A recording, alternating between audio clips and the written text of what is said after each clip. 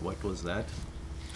Yeah, so welcome to Portal Mountain Development Meeting number 55, and a sub-series called The Heart of the Guild, in which we've been discussing over what is it exactly, what is a guild, what is it, how do people get together, what is it that they're sharing or doing, what's all special about this. We were trying to drive towards what we call the meta schedule for a while. Which is the actual pumping, if you will, action of the heart. Sure, it's seems like a not a direct schedule as you would normally think, but somewhere you can look to at the heart of the guild that you can plug into and start. You could call it the shared context helping. at any given moment. Right, and we're talking a lot about demand and supply as well. Mm-hmm. So like every guild has things that need to be done. Its existence to be sustained demands certain things. That's same with our bodies, same with our relationships, everything. So maybe this is why we should probably explain the metaphor a little bit. Why heart? Because in the circulatory system, it's a simple metaphor. In the circulatory system, all goes into the heart, all comes from the heart. Mm-hmm. All goes into it, and every beat is basically a repetition of this specific in and out progression. Right. Yeah, that's great. And also we wanted to get into like the offices of the primordial archetypes.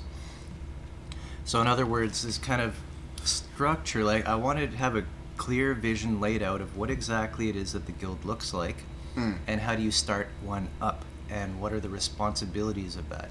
Like I want that to be clear. So to cover like the basis of the imagery that we're using, if every moment is different, the lens through which all of these different things should be categorized by would be like these archetype offices, a way to paint the pure potential picture. Mm-hmm. With specific areas of consideration to constrain the aspects to specific qualities, right. that we are saying and are important with our own reasoning. There is a sort of that. causality in the build-up of the layers of the offices. Mm-hmm. So in other words, no layer can exist without the layers below it, basically, right. At some level of coherence or another. Right. So, for example, let's bring up some of our offices. Sure. For now, I'm just going to get the chats rolling. Pardon me. And again, of course, these are casual meetings. We'll have a beer, have a burrito, all that kind of stuff. Yep. Sometimes get silly and sometimes forget things. So yeah. Apologies for that. We're totally liable for losing trains of thoughts. We do happen all to, the but this is we'd like it to be understandable to anybody. We'd like it to feel like a conversation. Anybody in chat is encouraged to ask a question, and we would be more than happy to go off on a complete tangent if typically if somebody. Well, I wouldn't want these meetings to change in format for any reason. Like there doesn't need to be an evolution of this meeting to a different format, but what we could do is have less informal meetings added into the mix if we so desire to have something more structured. Mm-hmm. Right? I just wouldn't want to do it on my Sundays where I get to enjoy my damn burrito. Mm-hmm. But that's a personal preference thing. All right. Fight you for it, though. We're all happy you stopped by. We'll see if we get anybody in chat. But if not, again, yeah, it's really we're just talking things through, talking things out, trying to flesh out some ideas. Yeah, a lot of this shit just sits in our heads, right? So. Right, and again, we're working on a book right now, but also this is the overall development of Portal Mountain itself. So to recap a little bit, last time we went about it from the perspective of building up the guild stack. This time around, we're going to be looking at it from the perspective of the archetype stack. And I think it's reasonable to start mentioning what purposes does each stack bring. into the fold, like why would we get it really so convoluted, and why are they so different? Like, what the hell is this stacking shit all about? So, to cover that base, I don't know if you remember this, but one time I think I mentioned it, where the guild stack is about taking the concept of abundance and permissiveness first, to its extreme, and then layering over a set of constraints over on top of that. Right, so you come from a picture of you come from a picture of chaos into a more ordered structure. This is almost the opposite of that. This is like how to look at this pure potentiality and take advantage of all the different areas. So it's more of one is constraining, the other one is kind of expanding the on the same potentiality, if you will. So we have the same picture as we do with the elemental archetypes of not dissolution. I keep forgetting the word. Consolidation and decay. Right, that's the picture I'm trying to portray here. So one is an outlook of consolidation, constraining. The other is an outlook of decay, expanding outwards, from most basic concerns to the most elaborate ones. Oh yeah. Why is the chat not working? So on the one hand side, it's like eliminate, create protocols that don't do this, that don't do this, that don't do this. And on the other hand, you have the creation of the protocols themselves to do this, to do that, to do the other thing. And the two systems need to interact together as one constraining the other expanding on the constraints. So basically expanding outwards in a way that does not violate the constraints set up in the inwards. So a balance, if you will, of some sort. Right. Now, all of this is obviously abstract, which is why we need to get into the details of what each office is to actually extrapolate what the fuck we're talking about. Yep. So let's see. We covered the guild already. Do we want to do paper or pull it up on the screen? Either or is fine. Okay. Do I have the paper?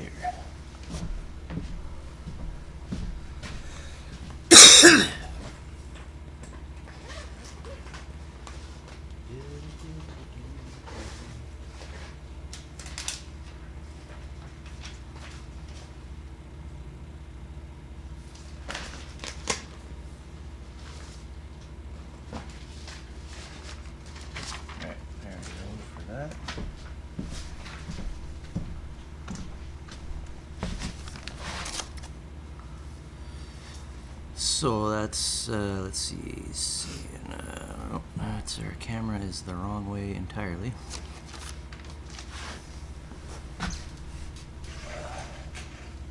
Penelope is not the star of this show. Not today. It's gonna be seasick. Maybe we'll wait for that to stop wobbling. But anyways, it's this chart here. Right, and so as you were saying, like before with the natural guilds, where we're starting with education, all that, we're talking about it's almost like you're in describing archetypes along the stack. You're describing the full field of potential. Education is everything, everywhere. It's everywhere. That sort of thing, right? Like it's such a big, broad swipe. Did you notice the question that was on earlier? Whereas this is doing or coming knowing? back down. Do you remember the knowing and doing, and how people were stumbling on putting one into the category code and the execution, other? And then I'm trying to like pinpoint how they're like just the same thing in two different ways of looking at it. Right. The existent code. You don't have anything to execute if you don't have the code. So that's the knowledge part, and then you don't have any action without it. And likewise, all action is an expression of the knowledge, right? It's knowledge and action to begin with. So it's not. It's an inseparable way of. There's no two categories here. It's just facets of the same thing that is itself not very effable. To delineate what that would be. Right. Isness is not a subject we enjoy in Portal Mountain because we've always been able to sidestep any kind of existential commitment to things by using isomorphism as a counterbalance to explain away, like how things are similar and how they're different, but there is no this is that kind of discussion going on. Still not getting chat up, but I guess it doesn't really matter. There's at least the YouTube chat's up. I don't know why it doesn't like Portal Mountain lobby chat. It's just a tiny nothing. Yeah. Is there like a refresh? Text. Oh, there. That's probably this Telegram. Whoop. How is that so big? Oh my What goodness. the hell is going on here? Windows. You've outdone yourself. Stop it. How big can this possibly be? It's just endless. Yeah. Oop, no, don't do that one. I think I'm gonna give up on this lobby chat, maybe. Arrgh. That's okay. It's usually not very active. Well, sometimes, but anyways, I'll post the link. We'll keep to the checking it lobby. anyway, so it doesn't matter. Yeah. Link incoming. Meeting 55. Oh yeah. So we're trying to give the kind of a sort of end cap vision of what it actually looks like for the guild to exist, how to manage it. And there's the link. Like, it's about the archetypical encounters one finds in the pure potential space. The repeated qualities of it, if you will, that need categorization, appropriation, if you will, by the qualitative model speaking language that we're building. You're right.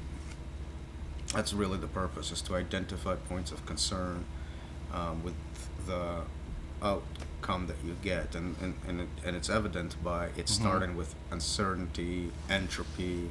It's like just these big abstraction things that one must always consider to be part of their everyday existence. Space and time, matter, the collection of things in front of you, the living things in front of you, right. the death that they go that they undergo, so the shifting in life, the animals that are Right. the byproduct of that So we're just process. walking up the kind of middle archetype there. Right, Primordial. and then the other thing is like, okay, well, that's very abstract. How does this work for the person? How does this work for a group of people? How does this work for a group of groups of people?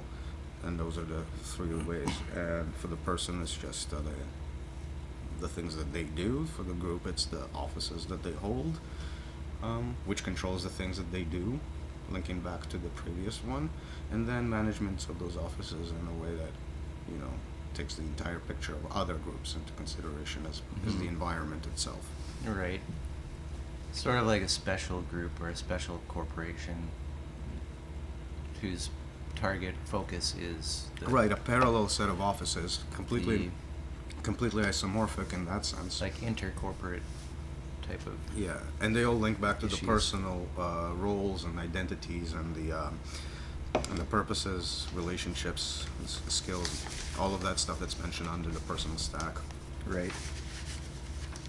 And just a quick reminder of this image as we talk about what the guild looks like. We're imagining kind of like a cell, a shell, sort of. Yeah, within the ontological matrix, a kind of a organism within.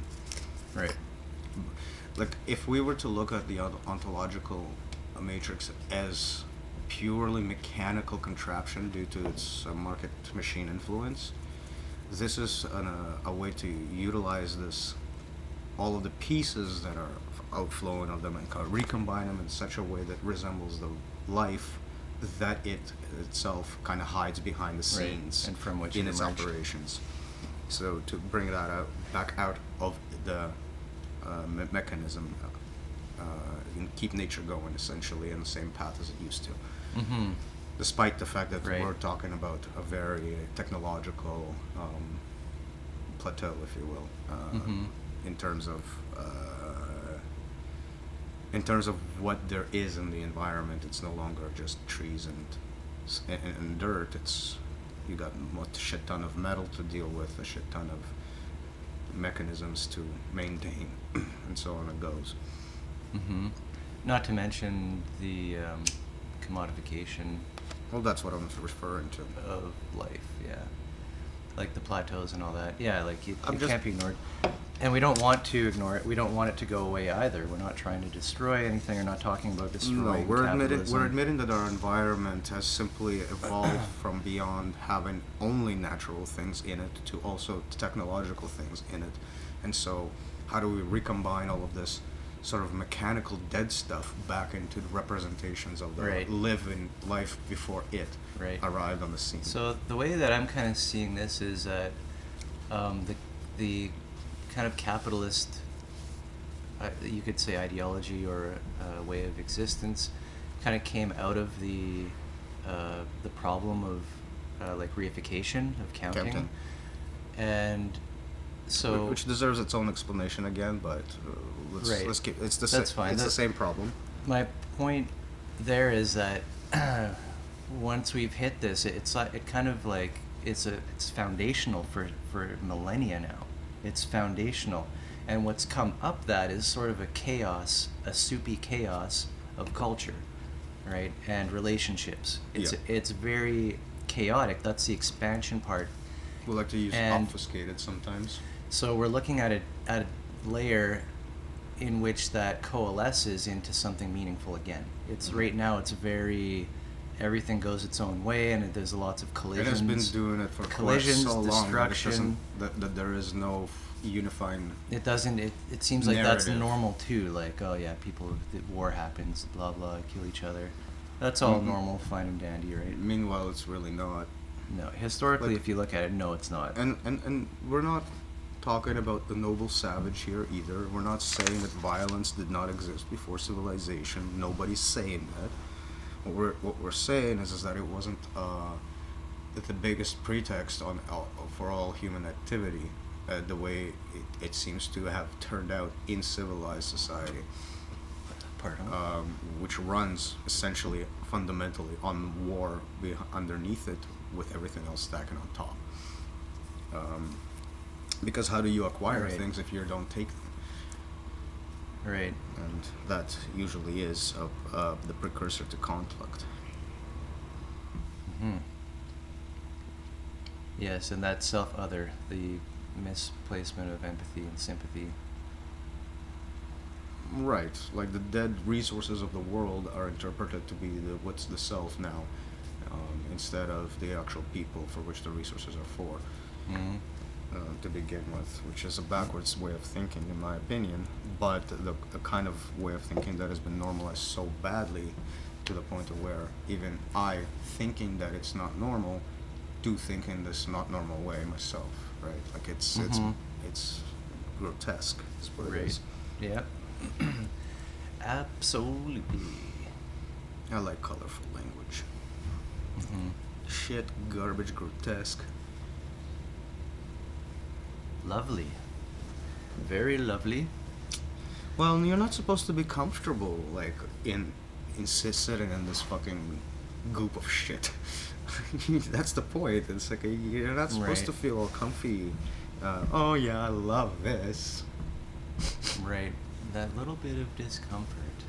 It's like we try to avoid all discomfort. Like, it's the quality of the actual experience of those moments. I think, it's really they're like awful. we're so crusted, it seems, that change itself, even just any kind of change, is like anxiety. Well, yes. Because the change that we're reflecting has no concrete narrative. It's only about, like, pointers and isomorphisms and mappings.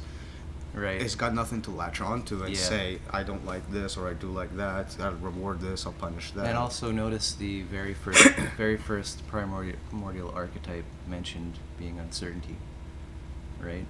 That's the starting point. Yet here we are at the high level of our thinking, trying to avoid anything changing or being uncertain. Like, that's a totally top-down conflict.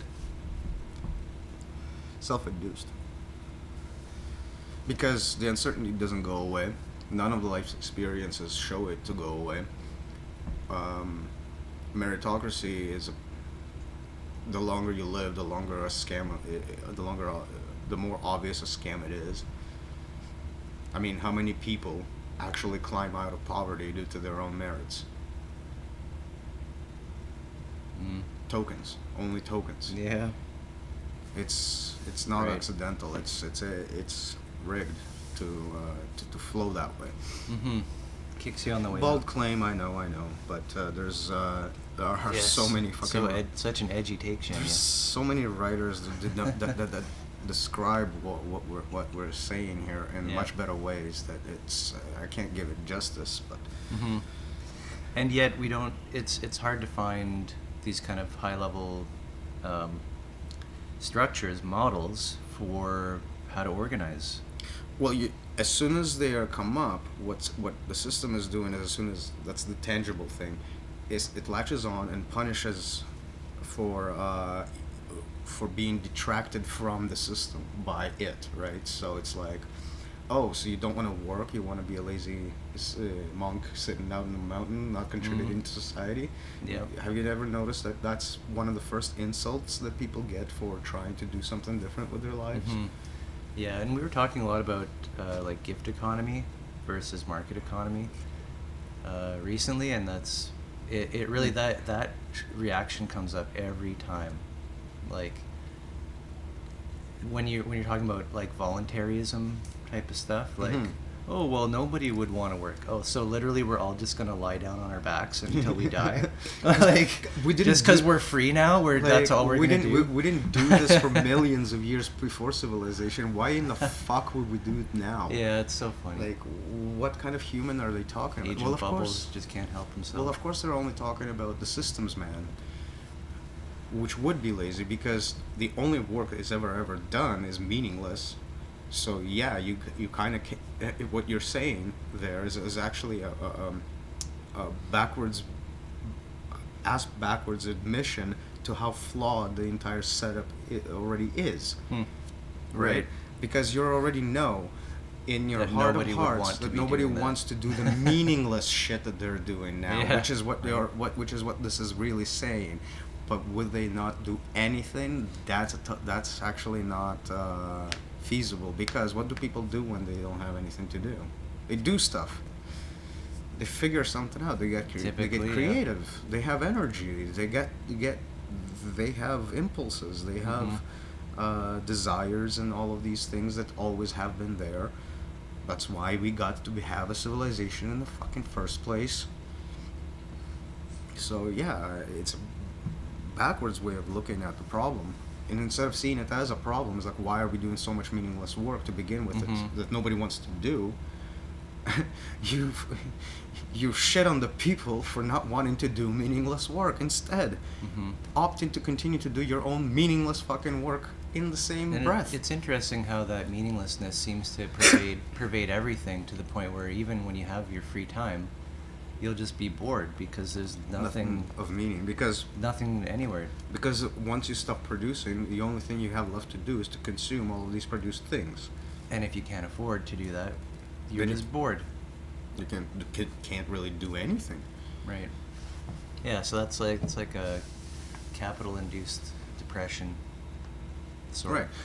So the people that are the people that are not doing anything are essentially forced into that situation by the very same system that demands work out of them, and therefore it's an excuse to continuously rail and punish them and shit on them and criminalize them and institute and record and manage. You know, domesticate. Right. Good times for sure. There's no domesticated animals until we have domesticated humans. That's when that started. In case anybody wondered what I think. Some people do. No, the idea that we domesticated animals before we became the first domesticated animal is fucking stupid. Why would we, how would we overpower the natural world in that way if we haven't overpowered the human tendencies to overpower things? It's a catch-22 in that sense. You can't have methods of domesticating animals without domesticating not animals, like the closest things to you. So first it begins with children, it begins with women. This has more to do with testosterone becoming a commodity in and of itself, right? Like that's pretty much like muscle mass proximity. Right. I called it before. It's not to say that women of equal strength aren't participating in the same shit show. It's just to say that because our physiology tends to gravitate muscle mass towards the male portion of our species, that it became more sought after for the physical labor capacity that it can do. So that means men are slaves, but women are enslaved to do all the menial shit that remove the men from the duties that they would have otherwise performed too, right? So the men get essentially driven out of the house so that they can't participate in the menial tasks. The women get the shit show and the kids get the shit show after that. Altogether, now we have enshrined gender roles. So all of that is a caricature bullshit that we're trying to address in some way, shape, or form with the restructuring of all of that pseudo-history, essentially, that I'm referring to. So this is the subject of the chronology of spectacular civilizations. So it's the progression of taking away the natural concerns one by one up until everything is commodified. Right. Yeah. And that's where we find ourselves with all these kind of established plateaus to build off of, and we depend on them literally for our life. So to fight that would make no sense, like chopping your own hand off. Well, it's also part and parcel of the political discourse. Why sexism is there, why racism is there. Well, because of the enslavement that is necessary for civilization to kickstart itself. Right, but no, let's never look closely at that. At the presumptions and assumptions behind why we do culture the way we do. The long and short of it is that it's rigged in such a way that is to keep the poor poor. End of story. Because if the poor is poor, they're dependent on the system to keep it going, to keep themselves alive, but the system uses that to keep itself perpetual in response. And on it goes, pitting the poor against the poor constantly, which is where you have in our ego diagram, the flame diagram, wars underpinning practically every other aspect of the civilized structure. And by poor, we basically mean at the bottom of the ego stack. Yes. So you found yourself slotted at the bottom. Right. So you have access to a very specific dashboard in which practically every motion is punishment, except for a very narrow set of buttons you can press to appease, so to speak, the powers that be. Mm-hmm. And I'm not talking about the elites. I'm talking about just the clerk at the fucking DMV, or like anybody who just looks down their nose at you, or any of that kind of stuff. Mm-hmm. So very broad kind of outlook, not very politically motivated, really. Mm-hmm. Just Yeah, an well, observation it's, on every level. The ego is like a distributed computer calculating who's above who in every moment. So you look at the bum, so-called, with their raggedy... Not even who's, though. That's the most grotesque aspect of it. It's just, there's no who's. There's just 00001, person 00002, person 0003. There are no who's. There's just a database, a row in a database that says this number carries this name, carries this phone number, carries this email address. Well, there's like a record in a that, database. yeah. Of course, there's that. You are not the your record bank in account. Yeah, you're not you're not your bank account. You're you. But the system only processes your bank account, only processes your driver's license, only Right. processes your test scores. But it and also so processes on and goes. how you It look. processes papers. It processes how you look as well. Arbitrary representations, all captured by numerical. Because we all have a little bit of power in the moment. Let's say to hold open a door or something. If somebody looks like too scrappy, you know, like, you may just not hold the door open, and there you go. That's an ego interaction, because you felt you're above them, or they're too far into war with shit. You just don't want to be anywhere near them, or whatever. That's it too. It's as much the system technologically. You know, I've noticed the moment I felt most free from the system and the most mundane little tiny things, where it wasn't so much the event, but the fact of my mindset was different at the time. One instance I'll always remember, which was like a first for me, which is why it's so memorable, I guess. But I was at the terminal, and I was just like fresh off of a Buddhist reading session or something like that, so I was really like trying to be in the moment at the time, and just like not see my narratives in my head but not really identify with them, sort of thing. And I was just reacting to what was happening in the moment, and somebody dropped change and I just immediately gave it to them, and I was like, holy shit. If I was like in any kind of different mental state, like in my own narratives or something like that, and not being present, A, I probably would have not noticed it. B, would have maybe taken it for myself. You know, like a whole bunch of different things that I could have, would have, should have, maybe thinking about, like all these stories, right? And none of them happened, and the only thing that did happen is I helped the person out. And it was so mundane and like uneventful and so, right? Like you wouldn't think about that to be of any value to your ongoing your spiritual noble journey. spiritual path. But it got marked so deep down inside of my impressions, simply because it was the first time in my I think in my whole life where I didn't behave from the perspective of a program that's been implanted in my head. Yeah. All of these stories didn't affect it. The only story that mattered are that this person's object that they were carrying was separated from them in their unawareness, and I corrected for the problem. And it's felt so simple but so right, you know, at the same time, that this is the way it should flow together. There's no single body, but there's no like different bodies to begin with. There's just the things that are happening. Yep. Anyway, that's my little anecdote. It was a profound experience for being so unprofound in itself.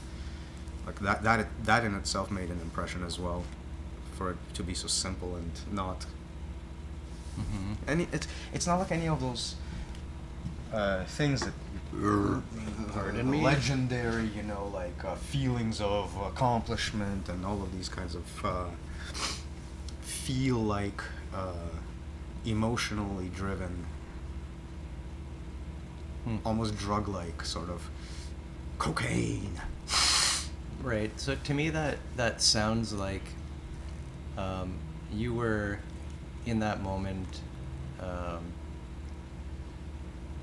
trying not to allow your own past to color the narratives ongoing, and it's almost like the narrative just lifted itself off the environment cleanly into your head that, okay, this needs to happen now. Right. There was like zero you, me, possession, yes, object on the ground, but that's like just the mechanics of it. Yeah. It was very Right. Again, mundane is like the only word I can really think of to say because it was so unspectacular in a way. I guess that's the key. It was very unspectacular. Right. There was And no show. usually we're being swirled around in this mess of pokes and prods. Like virtue signaling and stuff. Like you say good things to sound good to other people, instead of, like saying something out of your own inner makeup, out of love, right? Like that love thing I've been ramming about, and the love that we're told to show. Like, to the world, this means I love my wife. This Tokenism. This tells the world somehow that I have love for my wife. Also that piece of paper that I signed. But the truth of that is that without the piece of paper and without, I would love this person anyway. It's why I decided to proceed with the with the social markings to get to get society off my back as to why I'm with this person, basically. And it's like, those are like shortcuts Yeah. in the head. Someone can look at that signature, can look at the ring, and it's shortcuts to, Let me that qualify means this. love. The ceremony meant a lot to my wife, so I'm not that dismissive of it. It's just that I don't share the meaning of the ceremony to the relationship. That's like, the ceremony is the ceremony, and it feels more like for other people. But one of those other people is also my wife too, so I am very happy to have had the ceremony. Like, it's not a matter of me just going, yeah. Yeah. It's just complicated, right? It's just not as it's not a basic thing. Well, we always do have these symbolic gestures and everything, and there is and should be meaning built into our environment, but the problem is when it becomes static and machine-like, Yeah. and when those symbols are taken without thought. Oh, that means that. That means that. Oh, this person looks like that. That means they're that. type Yeah. of- Yeah. Right? And I mean, I'm sure because we're married to women, you'll get to hear their side of the story sometimes too, where they just get shit on for no reason, and then other than being a woman. I mean, that's like the prevailing story, and fuck, these women are incredible in the way that they cope with it too, because like, I don't hear about it necessarily every day or anything like that, but I know it's something she goes through, right? So that means not only is this person going through terrible fucking circumstances for no fault of their own, they're also capable of coping with it in such a way that doesn't, create a toxic relationship because of the depression that it would cause, or I'm not saying that people would cause a toxic relationship. What I'm trying to get at is that when mental health is in trouble, there's usually a kind of it's not internal. It comes out, right? So there's conflicts and stuff like that become as part of that wouldn't have been there otherwise. Again, it's not a simple subject, so it's very difficult to like nail something like mental health down. But what I'm saying is that they get a brunt of mental angst directed at them, and yet they are still with us in society, and it's quite a show of strength, to be honest with you, in terms of past the whole muscle shit. Mm-hmm. And conversely, you see that less with men in our society because they're targeted indirectly for the most part. Their emotions are generally ignored. If we're talking generalizations, of course, not individual people. Like that's everybody's got a different lot. I'm aware, but on the whole, you do see, statistically speaking, men have less support structure for their mental anguish. Oh, we just got a message from the Holy Land. Somebody from Israel. Welcome, Igor, to the chat. Hello, hello. How's Israel?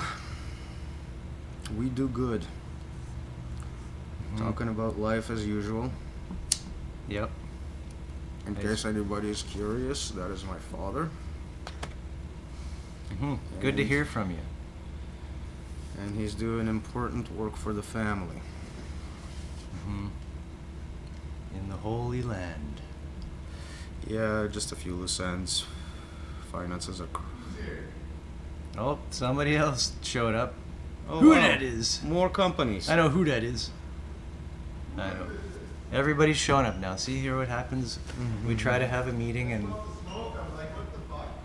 Ha!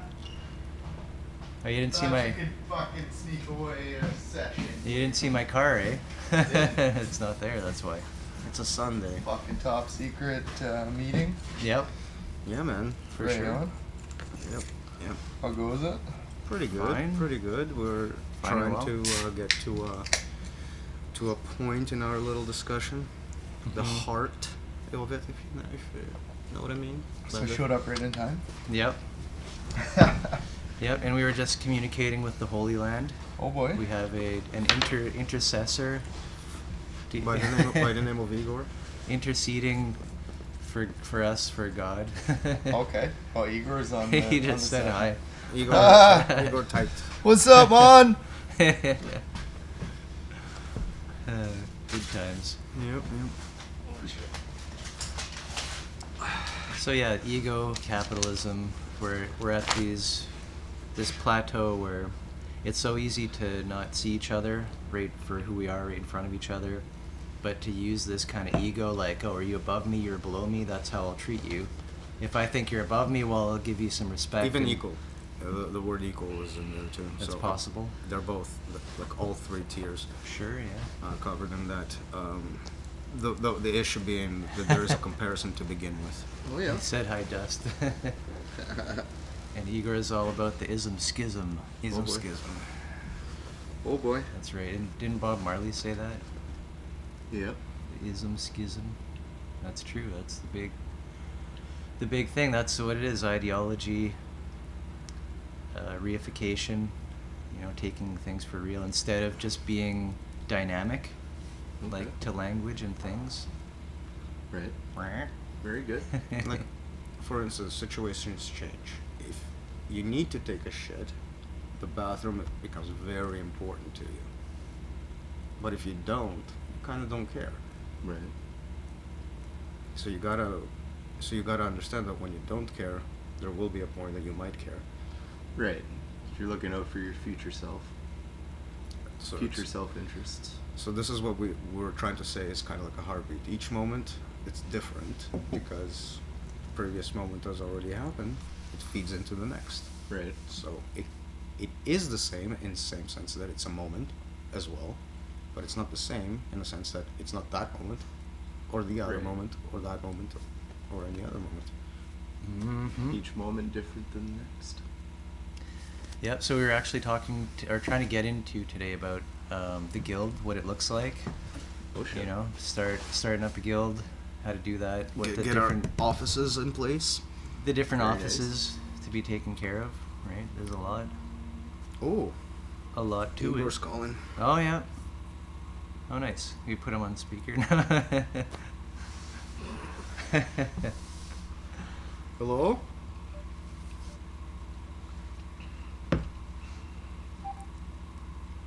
Mr. Sir, See, oh there he is. how are you? Magic, how are you? Good, good. What's up? Shalom! Das Shalom! What's up? What's up, man? Shabbat shalom. היום יום ראשון, מה איתך? Yesterday. יום ראשון זה. Как жизнь? Нормально. Нормально, нормально. Жизнь хорошо. Always listening.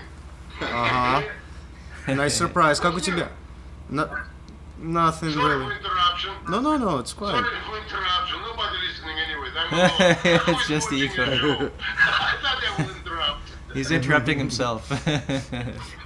It's You're the only one watching. how's the Holy Land? Holy Land as holy as it was before. That's You get good. it? Everything in the right places and Yeah, you getting shit done? everything is good. Nice. How about all done then? Nice. Good. Glad to hear it. I know. Everyone happy. Everyone was surprised how can I broke that wall of bureaucracy in Israel in such a short time. Even local people. Prove them all wrong. It's because you're Canadian now. But it's all good. Alright guys, I just Yeah. want to say shalom. Yeah. Shalom ubracha. Nice. See you later. Hey, I'll see you later guys. All right. See you, buddy. Have a good day. Get back I'm soon. gonna sleep in a couple of hours. It's only 3 o'clock. Yeah. Holy shit, yeah. Yes. Cheers. Night. Easy. Bye. See ya. Oh yeah. 5 stars. Weird, like little delay on that, eh? Well, it's like halfway across the world. No, but I mean, like it's like an echo kind of. Oh yeah. Hmm. Because I guess it's the echo coming through his end that we're hearing. Yeah, like we could hear ourselves too through his mic picking up and Yeah. sending it back. Yeah. Yeah, no, that's cool though. Well, it was like weird at first. I thought there was somebody in the background, and then it was just like, no, Oh, that's me. Just, Yeah. our Yeah. voices kind of echoing. Yep. So the stream, today's You're live back. stream has been blessed. Cool, yeah. Blessed from Israel. Fuck, good to hear from the big guy. And with that, we'll hit a quick AFK here.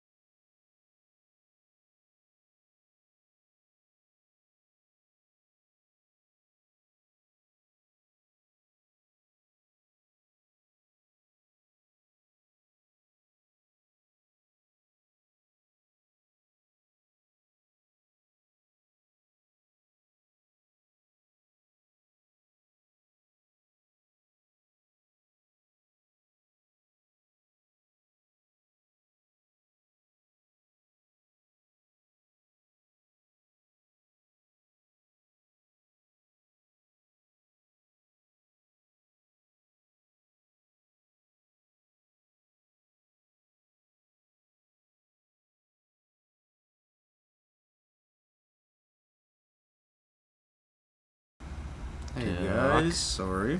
Talk. What do you mean? We are back. Don't have to apologize for a break. Well, I mean, sorry for We're the just uninitiated. supply and because, demand. Because we always take breaks. Oh, yeah. So yeah, where were we? Well, ism schism, yo. We're just about ego stacking and like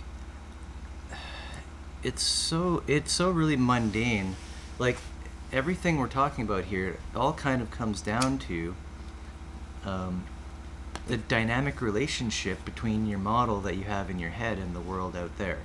And when that model is downloading, we call it downloading onto the world, if it's not sensitive of the effects, it is not learning, it's not moving, it's crust. And Right. you're literally shitting over everything. You don't know it, maybe you are, maybe you aren't, but probably you are. The longer you wait, the more you are, because change always happens, right? So yeah, that it is That's really the basics, so yeah. mundane. Like it's so mundane, but where does that lead? How do you, when you unpack that, you find actually it's complex in its scope, Right. in just how much. Right, and that complexity is what we're trying to sort of capture with the archetypes and with the neurological system, operating system, and with the natural guild stack that Right. all kind of intersect in very convoluted ways, where every aspect of every stack is affecting every aspect of every other stack. Is pretty much the name of the game. So it's not the Right. stacks are easy. That's what potentiality They're- looks like they're when combinations. you have Yeah, this. they're When you accept this interaction. the stacks are easy, but when you start to layer them all together into one coherent picture, what you get is a very incoherent growth, if you will, of something. So much like it's harder to define a biological entity than it is to say differentiate one machine from another. You kind of get into the situation with these stacks where like you have many concrete different things that all point to the same abstraction, really. And this is kind of the boat we find ourselves in, where it gets complicated to actually talk without going in circles. Right. And it's like what aspect do you actually go after, right? And when? And that's when it often comes down to like conversation. In conversation, It, you can gauge where The somebody's feedback, yes. at and kind of play with that. Conversation is really to bring the immediacy of feedback back into the foreground, right? Because part of the systemic problem Right. is the delay we have from enacting something and its consequence of shitting on the rest of the environment. So conversation is like a short gap measure to nip that and right in the bud right from the get-go, to put feedback back into its immediate proximity, right into the moment, to inject it into it. And that's why we start with conversation rather than, say, broadcast, which is what media has been generally oriented towards. I mean, even speaking in its broadest sense is a broadcast out into Yes. the ether. So this is where it's like maybe good to be seen as two sides of a coin a bit, because what is a conversation? It's made up of a bunch of different broadcasts of like, okay, now I say something, now you're going to say something. Well, that conversation is Yeah, really the only difference between a bona fide broadcast versus a conversational back and forth is the immediacy of the feedback. A broadcast in its colloquial sense, right? There's a delay between the broadcast and the response to it. So if you have a post and then a comment, there's waiting involved. It's not like an immediate action reaction. It spans more time. That's That's really the difference, the immediacy. One is immediate, the other is not. Details, but important details, but not the details that we are I suppose. really want to. I suppose. These are not. This is not the main subject. So. Did you hit that camera? No. Like, how does it decide to just start wobbling? When? Maybe. It's the Holy Spirit. Right. Well, this is church, so. Right. At least qualitatively speaking. Quantitatively, no church will accept us as a church. We don't have the right paperwork. You mean no state would accept us as a church? Isn't that funny that it's only real if it's on paper? That's what makes it real, the paper. I can't get over that fucking way of existing in our world. Like, how the fuck did we get to a point where everything that's real has to be on paper? That makes no fucking sense. Well, this is the reification thing. Well, I know that. It's now It electronic now. It went one way and then it just never came back, and that's like, it's just so fucking weird. And going back to the conversation about, like, as soon as you offer any alternative, how, like, you want to be a lazy bum. It's being held on to very, very tightly is what I'm saying. That's okay, though. Because we are in a time of change. Well, As all times always were. But we're hitting an extreme. Well, we definitely have a plateau problem, because after temporal tampering, or in Darren Allen's words, simulated man, after that is the norm. There's nowhere to go. There's no further expansion. It's just going to be more of the same, just accelerated. If, like, say, artificial birth and all of that shit takes off, I'm gonna start needing a license to get birthing privileges. Right. If it can be monetized, really, that's the issue. If it can be monetized, there's this problem of sooner or later it will be. We have these conversations over water. We are having these conversations over air. We're having these conversations over the body. Everything is going under the same fucking dissection table. How to divvy it up and monetize the pieces. Right. So, with this discussion about the guild, and, like, I'm again reminded of this shape, this cell type of shape. It's not very clear anymore, that's for sure. No, but what we're envisioning or imagining is, like, I guess, the bubbling up of guilds. So, right, in like emergence. bubbles, they pop, right, come and go, but there's a field of bubbles almost. Yeah, like a foam. And so you could. That's actually a very Buddhist metaphor. The consciousness is taken to be this foaming matter that keeps on shifting all the time. Right. So imagine the ways that we organize multiple people together into groups of various names. Yeah, Those organize and come groups together are like a bubble coming up, rising, and popping. all the time. Yes. If we look at our current Sometimes situation, it's the same bubble popping over and many over. bubbles are super large and they're not going away anymore. It's not really, there's not so much of a foam anymore as just there's a few bubbles hanging around, it seems. You know what's actually a good metaphor for this one? It's an old Russian story that I remember from childhood. There was this person goes into a cafeteria or some shit like that, and he says, I will pay the exact amount of the fat bubbles that I count on the soup. That's how much I'll pay you for it. So the person preparing the soup got greedy. It's a child story, so bear with me. Okay. got greedy and poured as much fat as she could into the soup so that, you know, she gets lots of money. Mm-hmm. Turns out it's just one giant bubble of fat sitting on the Yeah, on this right. plate, so he paid her a penny.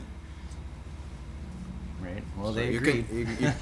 you can understand what the moral is from it, I guess. But it's like what Sure. it's But referring yeah, back to the in the same way, that's permanency. sort of not right. It's something's not right about that. Yeah, but the picture, like, you get this like disgusting fucking fat soup Mm-hmm. that's worth nothing. Anyway, it's a nice little illustration of this permanency that you're trying to talk about. Like, it's how it's like an unnatural concoction on top of something that Mhm. should be actually moving all the time. Right. Yep. And And so the rest of the story is, of course, how do we get this unnatural concoction to move as out of what it already is, rather than dismantling it like every other ideology is attempting to do. right. To our knowledge, Mm-hmm. we're not like versed in every single ideology out there, because that's not really. And I was our gonna main say subject. like there are many proximity guilds out there. This you could consider. We do one of them, Portal Mountain, as a lobby proximity guild. Like there's just different groups of people everywhere, Mm-hmm. and many of them, as I've mentioned probably 10 plus times on this series and what we've recorded, for sure that there are others out there doing the work that we do, but this kind of work, like interested in this kind of stuff to whatever degree possible, right? And that's we couldn't be the only ones. It wouldn't work if we were the only. We're not describing something that starts from a concentration point. Yeah, and it's also not very lofty. It's very mundane, and that aspect of it means that it's actually a universal experience, because we all share the same mundane aspect of experience. That's breathing, that's eating, that's taking a shit, that's like all of these different things that normal people do all the time, regardless of who or where they are in the world. So yeah, I'd like to talk about The meta schedule, the perhaps. meta schedule, and yes, but so this idea of guilds. So proximity guild, that's what we're kind of imagining as the concrete relationship that kind of emerges Mhm. at a higher level, quote unquote. So the simplest proximity guild is the relationship with yourself. Right. The That's like loop the sim- back. Yeah, the as we loopback call it. proximity guild. It's you without any further adornments, if you will. Right. So it's the things you say to yourself, even. So what's interesting about that there is a relationship that's already been acknowledged. Apologies for the noises, but Yes, we I'm are sure in we'll the get shop. through this. So yeah, the idea being that we are counting even the voice in your head as to be a kind of a committee with Right. which you have an interaction with, but isn't exactly an identification point in and of itself. Like we're not saying you're talking to yourself here. We're saying you're engaged with your loop-back proximity guild, which gives it a different flavor of an approach of somebody approaching somebody else, right? Right. The idea behind that is to also inject what we call etiquette into that sort of interaction. Oh boy. Here we go. I'm trying to see if we can get the mic a bit closer. Let's pause the mic for a second, because I don't think anybody deserves this. It can be muted too later, but I'll take a lead Or- or something. what is it? Like compressed. But yeah, that's a pretty loud noise. We are in the shop, so do apologize for this interruption. Yeah, I think we can't really pause it. I mean, mute it. It just Okay. it is what it is. Now we've all been warned, and again, apologies if that unexpectedly rang out. But I mean, it warmed up with the dust collector at least, and then now we're at a kind of crescendo. Alright. That was me actually overloading. Well, that was a combination. So yeah, it's super loud, but it's fine. We're just So- getting ideas down. So the main idea that I think we really want to hone in on today is the meta schedule. Yep. And this meta schedule is really the focal point of how to approach what we call the moment from a more pragmatic standpoint.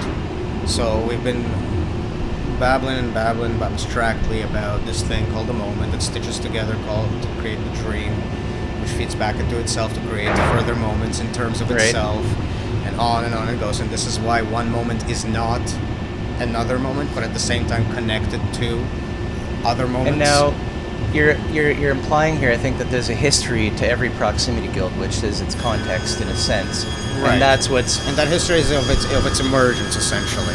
right. And so it's through besides that, itself. through that, this is how we can replay and build up a context, and then act within that context, right? Right. So this meta schedule is basically to take in what is currently happening in this current moment, assert what the demands are of this moment, so that these demands can be supplied in the next moment. Now wait, Or the next moment being We not have a necessarily, not temporally next, but next in some sense. so we have a problem, a complicated problem. In order to understand the history or the context of your guild, whichever one you're interacting with, you would need access to some sort of media pool, a shared database, if you will, of expressions made in the language of that guild. So Right. within the domain language of that guild, and this is what you speak into the history so you can come up to speed. So for that, we have a natural guild tasked with the collection of said data, so that it can be made readily available for the next moment. That's the job of the data guild in that stack right there, Right. on that piece of paper. So And this is also right when we start jumping into the pragmatic stuff off of like the what was it called, the field guild manual? yeah. Right. When you go off of the devotional back, Yeah, from into- devotional up to pragmatic, and then on to academic later, of course. But data and capture of data is a highly pragmatic type of element thing. of- That's your model. That's you're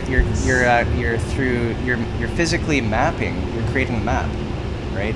That's what the pragmatist wants. Is okay. I just want to know what are the elements in this environment, Yep. so I can work with them. That period. Yeah. Don't tell me stories. Don't tell me Again, nothing. very mundane stuff, but stuff that's never thought of as an explicit focus of Great. concern. And so we're saying that it has to be, in order to have a guild, especially not a loopback, when you're talking externalized, let's say, Well, even proximity with- guilds, you need to communicate with each Well, other. even with loopback, you can't get away from it, because what is memory? Well, that's what I mean. I mean externalized, but you're right. Yeah, your memory is When you holding. learn to use your memory, you're already doing the implicit participation in the data guild, right? Like when you figure out protocols and methods of how to right. remember something. Yeah. And so this is why we would say, the natural guilds are given in a way that's just showing the potentiality. Right. We're opening up the chaos, if you will, of what's possible here. Like And the yes, guild- memory data is also happening in your brain. So here, like technology, for example, it sounds like it's a very externalized machinery kind of stuff, right? Well, language also fits into that category. So engaging in the inner Right. workings of language and how to formulate things, doing model speaking, essentially, is a technology. On that technology, you build your memory. That's the data guild. All of these things happen implicitly already as soon as you start education anyway. It's just that eventually, those become explicit subjects of the education process, Right. instead of being left implicit. So with language and with memory, you already have So this guilds model, past the environment, having all having the way. the model of natural guilds is showing the potentiality that can be directly investigated within your own experience on the local level, and then we're Constrained saying as to how to also investigate it. It's a constraint mechanism to investigate it this way, right. rather than all of the different But ontological. what I mean is the fact that you can ways. investigate it, Yes. and there is a structure. We're suggesting that such a structure be taken as a metaphor to externalize, in a way, right? Yeah. The things the brain can do. Well, everything else is just doing that too, but also other things.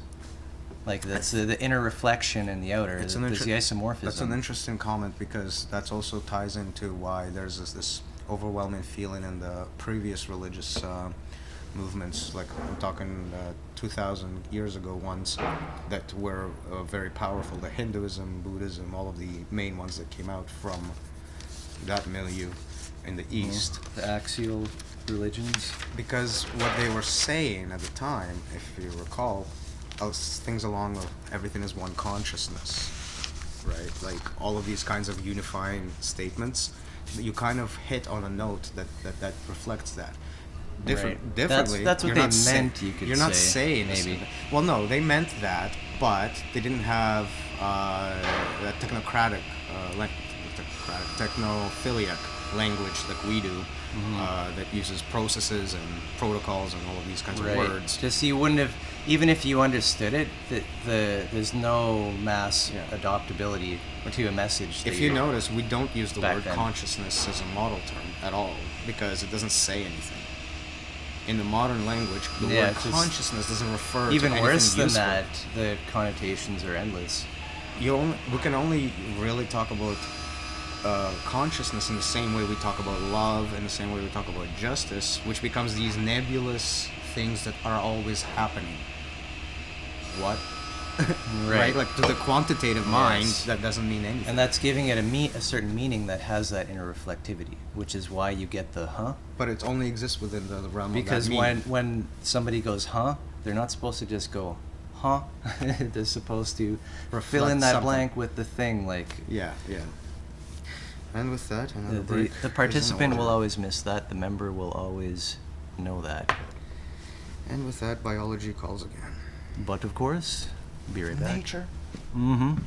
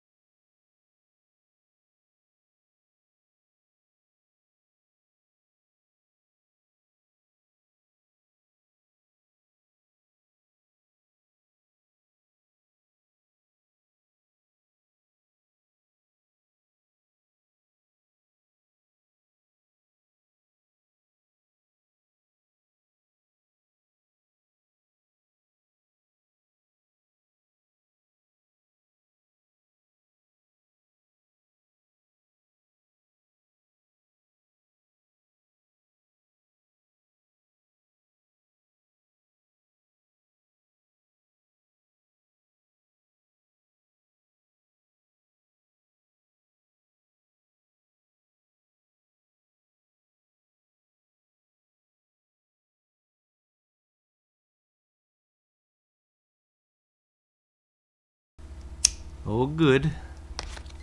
Well, we're back. So, yeah. I wanted to mention something with regards to... Let's see if I forgot it or not. Talking about inner outer reflectivity, isomorphism. The Yeah, I lost model, one's model, and the reality upon which they download it. No, I lost it. It was something specific. If I hit the note again, I'll remind myself and start talking out of nowhere, as usual. Fine and good. That's usually what drives my spontaneous interjections. Yeah, it can be. I just remember something and I don't want to lose it. It can be tough sometimes. You don't want to lose it. So that's sometimes we talk over each other because of that. Yep. That's literally the only reason I talk over you at all. I'm like, I don't want to lose this bit of thought. Right. It's valuable. Oh yes, I do. I do remember. The thought occurs to me is like I was saying about how justice, love, art, all of these words seem to be also very nebulous. Right. So I just want to qualify that even more. Do you recall how on the other side of the ontological matrix, instead of the market machine, we have a polymorphic machine? Yeah.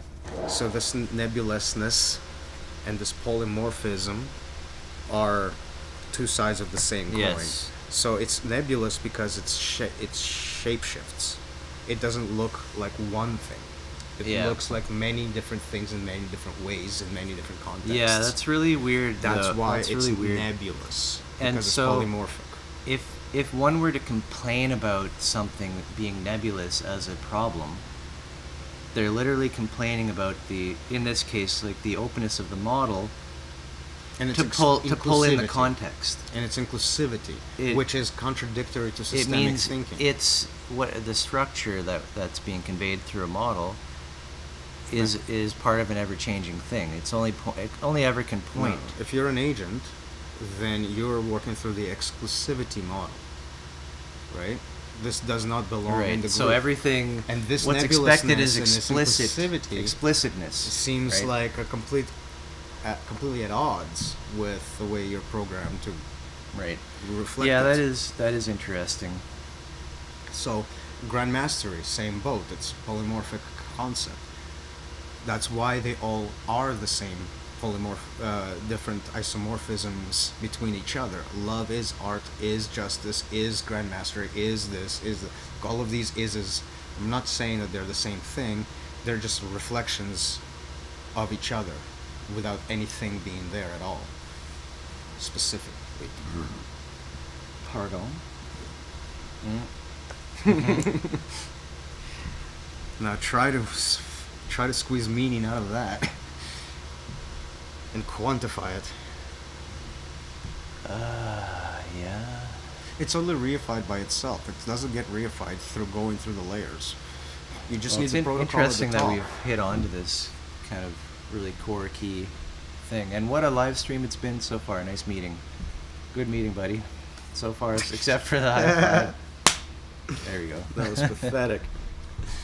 Oh, man. At least we redid it. Which goes to show you, feedback from a previous moment can inform the next one. Right. If we nailed that high five, we wouldn't have done it again. I think the other It thing just seemed natural. I think the other thing to mention here is that it's very easy to mistake the dream for the moment. So the key concept to actually really acclimate to or to accept here is that each moment to itself is come and gone. Always come and gone. This moment is not that moment, is not this moment, is never this moment, is never that moment. Mm-hmm. They're interrelated through the ongoing dream, yes, but they're not each other. That makes each moment onto itself a kind of like this eternal entity that is also lives out there in your dream. And because that eternal entity that lives in your dream is not the moment. The moment is what's happening in the moment, despite there being other moments. Yeah, this reminds me of So it's a difficult thing to orient yourself with. Spectacular navigation of like fundamental meditations. In particular, was it the linchpin that we would call? But anyways, the idea that there always is spectacle and objects existing. So if you are going to model an abstraction or higher layers, you're always yet dealing with actual objects that are coming to you in the moment. It never divorces from that. This is what the idea of being present in the dream is also supposed to portray. It's like the awareness that the moments that appear in dream are dream, reflecting moments. So that's like right. That's where you make the discernment within your moment. An isomorphism about the current dream. The bidirectional manifold. I love the image. This is the download and the upload, right? That's why the funhouse makes such a great image for it all. The only difficulty with that image is it's a multi-dimensional one. In a real funhouse, there's an object that's being reflected by all the mirrors, but all the mirrors are reflecting is just other reflections. There's no object to start the whole thing. There's just reflections. That's the difficult turning point in describing and all of this, and the difference between the metaphor and what we're talking about. And that's just the kind of natural view that one would take, using the holonic model of emergence of complexity through layers, because you're having at each layer you're having, I guess you call them bifurcation points, maybe, where I don't know the term. This is the delineating between layers, basically chaos and order in a way. So you have this opening of chaos on a layer, the language becomes developed, and then suddenly it gets used by a layer above it, which is unseen completely to this one. Which is the paragraphs that are putting the words together. That's creating folding off into a different symmetry, kind of, right? At a higher layer of languages coming through there now. Well, this is the stacking process altogether, in a nutshell, essentially. Right, even atoms coming together to form molecule. Basically, you have a single dimensional layer, like if you were to call it a string. There's a metaphor still, analogy rather. You need a piece of the string to shape the other piece of the string, so that that gives it a protocol, which organizes how the string can be put together, so that another layer emerges on top of that to make it anything repeatable, if you will. Sorry, I gap, but carry on. It's in the same way how quantum mechanics organize chemistry. Quantum mechanics is not chemistry itself, but because of the way the protocols work in that, the quantum mechanical protocols work specifically in certain patterns, it organizes the rest of the quantum mechanical world in such a way to give us the molecules of the chemical world. Right? So there's the previous layer is split into two: the rules and the objects upon which the rules are acting upon. Even though to that world it's just all objects. Some objects represent the rules, though, like photons that represent the interactions between electrons and protons and all that.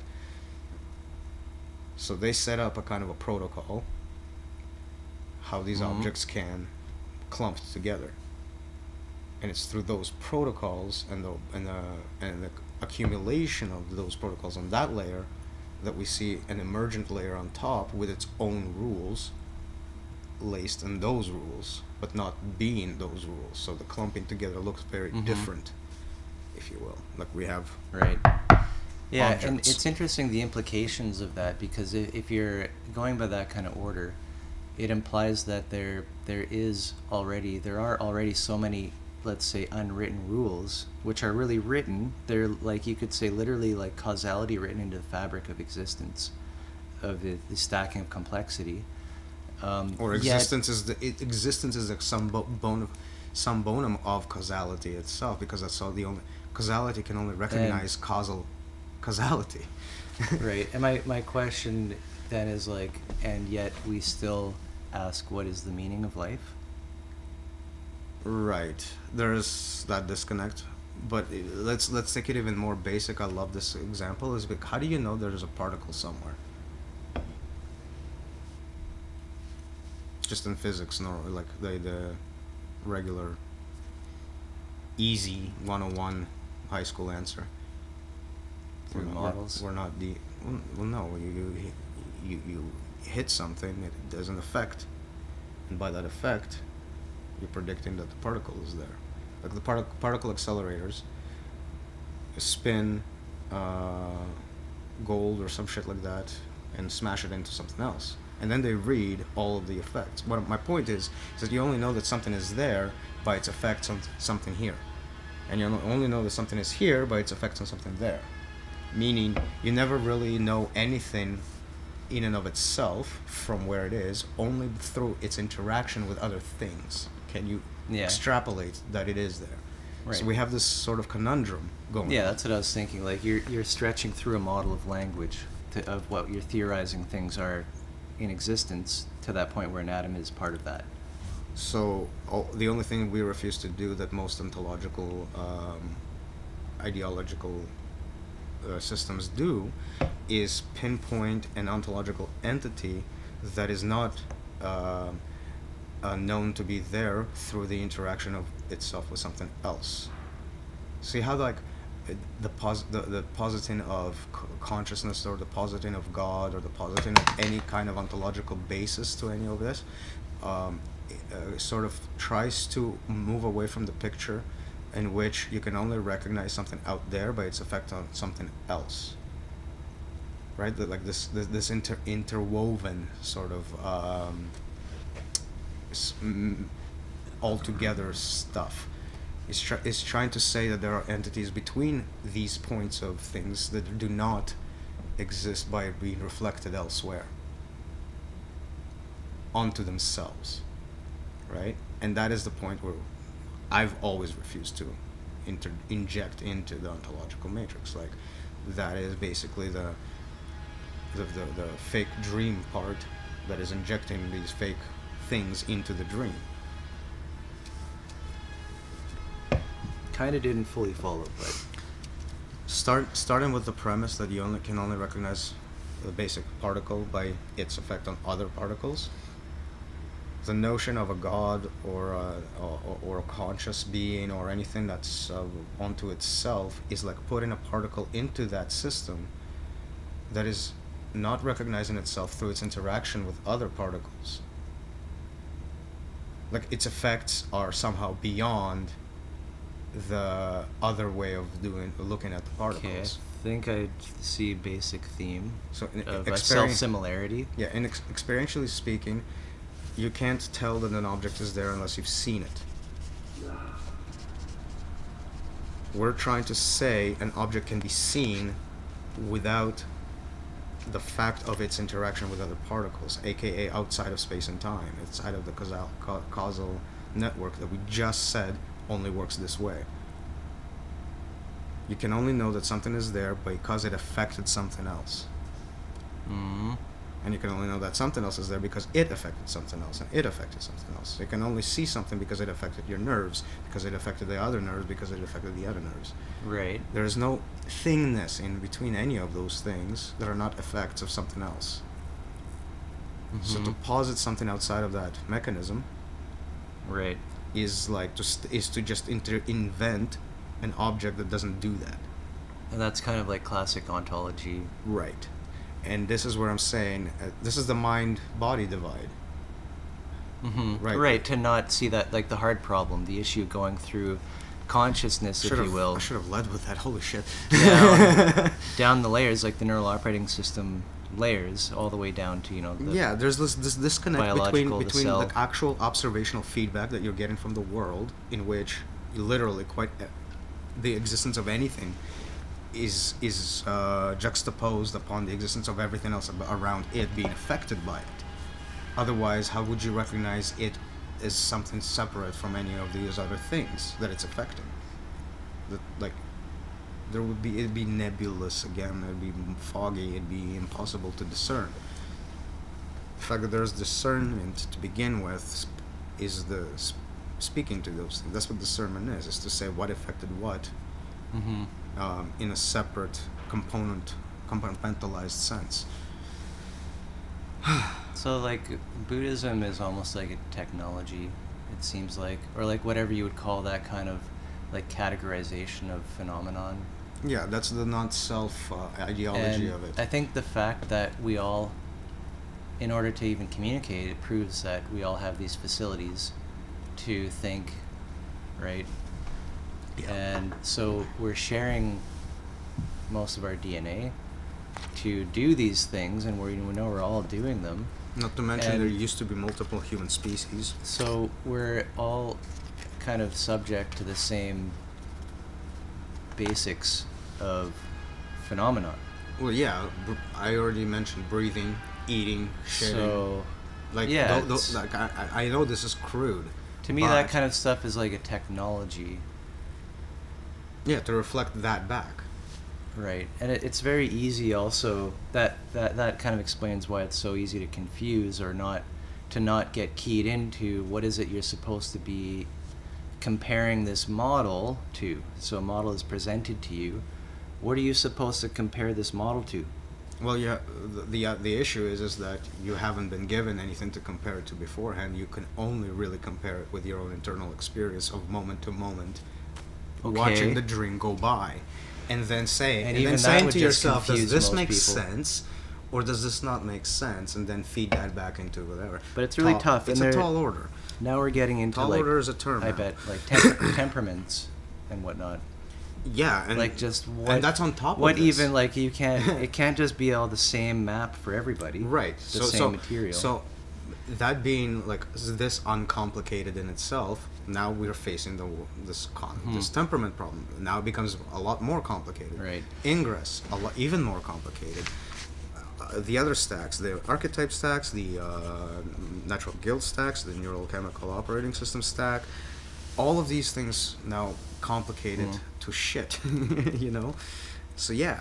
Right. And then the guild itself, which is what I wanted to try focus on most. yeah, like the today. actual inner workings of specific guilds, like say the economy, which is where the heartbeat is happening, where supply and demand and supply meet together, and brought in together to represent the moment on the social spectrum of the experience. So it's like the record of the social operating system as it reflects the neurochemical operating demands and their corresponding supplies. It's like one giant ass fucking mirror. Right. And so the initial kind of object there was talking about like model bootstrapping material. Like as in being able to just hand somebody something like This conversation. We're sitting here making conversation, we're also writing some stuff. That's the thing that gets presented, right? Well, that's the data. That's the data output using the writing technology. Right. Released into the environment. Hmm. So it really all is. of the guilds are already in play It as is, you're fucking going up the stack, right? Yeah, it is a little bit complicated. Just And a then bit. we didn't even get out of the head. We're only in the proximity guilds still, and we've already went so far up the stack with data being memory and technology being language, or being able to draw a chart, or being able to fucking calculate, or I don't agree with people who would say that like planning isn't action. Like it's literally as an if- action. As if, yeah, exactly. Like, no, you must do. Well, on. I think what they have a point. There is a valid point in because there. because but it's people made because the people badly. generally divide themselves into two categories, too the generally. thinkers and the doers. Almost too generally, in which the thinkers are stuck in thinking mode and the Right. doers are stuck in doing mode, and they don't speak to each other as a cohesive unit, right? Right. It's that siloing again, specializations again, and then this is a great example of how it's not the best way to go about any of this. Right. Plan, do, observe, feedback, plan, do. Observe, feedback, plan, do. That's the heartbeat. Plan, do. Right. Observe, Okay, feedback, now plan, do. you're reminding me of... So there's more what's integrative. called, I think it's like military analysis called the ODA loop or something, like observe, orient... I'm glad you mentioned the military, because I made a comment in the last 2 weeks that sort of paints the picture where in the lowest low of war, people find the model one way or the other, either through necessity or Great. through Interesting, isn't it? absolute like Yeah, and we were talking this week about what happens in war is the way the army that supply demand itself. takes over supply. Like as in what kind of we advocate, saying demand and supply as opposed to supply and demand. Well, is that simple example. demand how should be factories- the leading how thing. It factories shouldn't are be immediately just turned because a into- company can produce something and there's no demand doesn't mean they should advertise it to make people want it, and now there's demand. The great example is what happened Necessarily, in like- what happened to factories during World War II. Literally every possible factory that could be turned into a war effort producer To like fight to the death. to Right, create it's like tanks, the whole weapons, state. The whole state becomes everything turned towards what was demanded. the whole state becomes primitive. It is the worst fucking way to do it, but this is fucking what happens when model is ignored to neglected entirely. It Right. reappears its ugly. It just happens. It reappears in a very, very, very fucked up way, and I'm thinking Right. that we can actually use this scene, this mythological scene, if you will, to paint the picture of what Armageddon is. Right. War Yeah, I was just gonna is say. that Armageddon. It is that revelation. It is piggybacking on the apocalypse behind the reversal of demand and supply. The apocalypse when demand really is seen to be The primary superior driver. to supply for Right. for an economy. So language is still not developed at this point. So we're not talking about realization and insight, but we're And talking this about this is also, dude. it's just having to happen. That A lot of people right now in these times are fearing like economic collapse of, whether it's market crashes, but And like it's- the food supply chain, right? And then suddenly there's a mass awareness that demand is actually Still more, obfuscated though. more important. Still obfuscated though. Okay, well- Non-unified.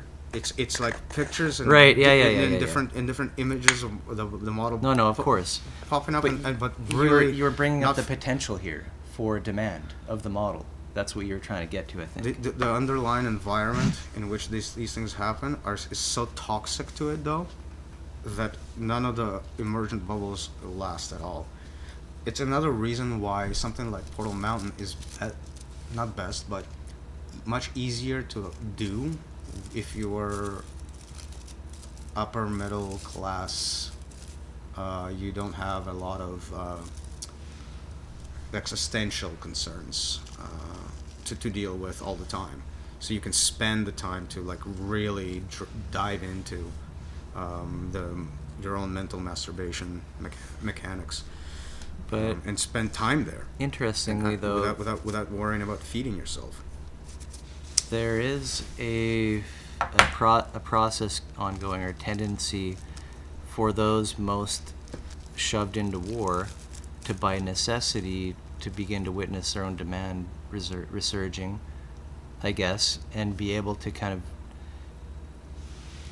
if you survive, right, like to be more sensitive. Careful you don't sprinkle. Be more sensitive to demand, right? To like, why is it seem that a lot of so people under historically, hard like, times especially World War I veterans, historically were very end up being more spiritual and more community based and that kind of stuff? They had a very tough Potentially. time reintegrating back into society, which created a shit ton of people that caused World War II.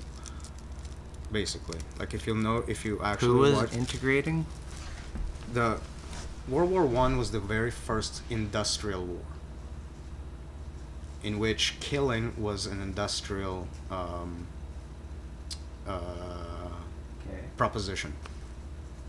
So we have basically factory creating killing machines. It's the first time ever. That never happened before. The people that came back from it after years of fighting, they were not the same. They could not integrate back into society. Part of it had to do with Imagine that. part of it had to do Trench with warfare. seeing that model, but also the other part of it was not having any language to discuss it, any kind of capacity to integrate it into any of their other experiences. Right, and people are just still going to their coffee shop and da-da-da. And so what these people have seen is a complete frivolity of civilization itself. Like how it crumbles into nothing. Right. Without any That's, reason. obviously There's no significant. reason behind it. It's just like, it just, boom, gone. Boom, people dead. Boom. It's like fucking arms in front Right. of you. And by no reason, you mean Like the witnessed scale of horror can never be justified by anything that when they go back home and see people doing their jobs. And the anything that they could fathom, commercials they could and never fathom a advertising. justification for what just happened. And the advertising And yet they for don't products know that people don't they don't need. know about it. Right. And the people talking about nonsense constantly, getting mad over absolutely fucking nothing, they're like, I can't stand these people at all anymore. Yeah, no wonder like And then veteran having absolutely nobody to go to and actually discuss this experience either. So nothing that the language that we are trying to even come up with. like check out like U.S. Army like suicide stats. Right. Like, that's the big. And then it carries on that's through the big. World War That's II, the main Vietnam, cause of death. and by, I'm not, like, and I'm skipping a shit ton in fact- between. by multiple factors. Afghanistan, Iraq, fuck. Like, it's ongoing. Mhm. And these people see model and then they come back here and it's the same shit show that causes that fucking problem to begin with. And they're like, why did we go?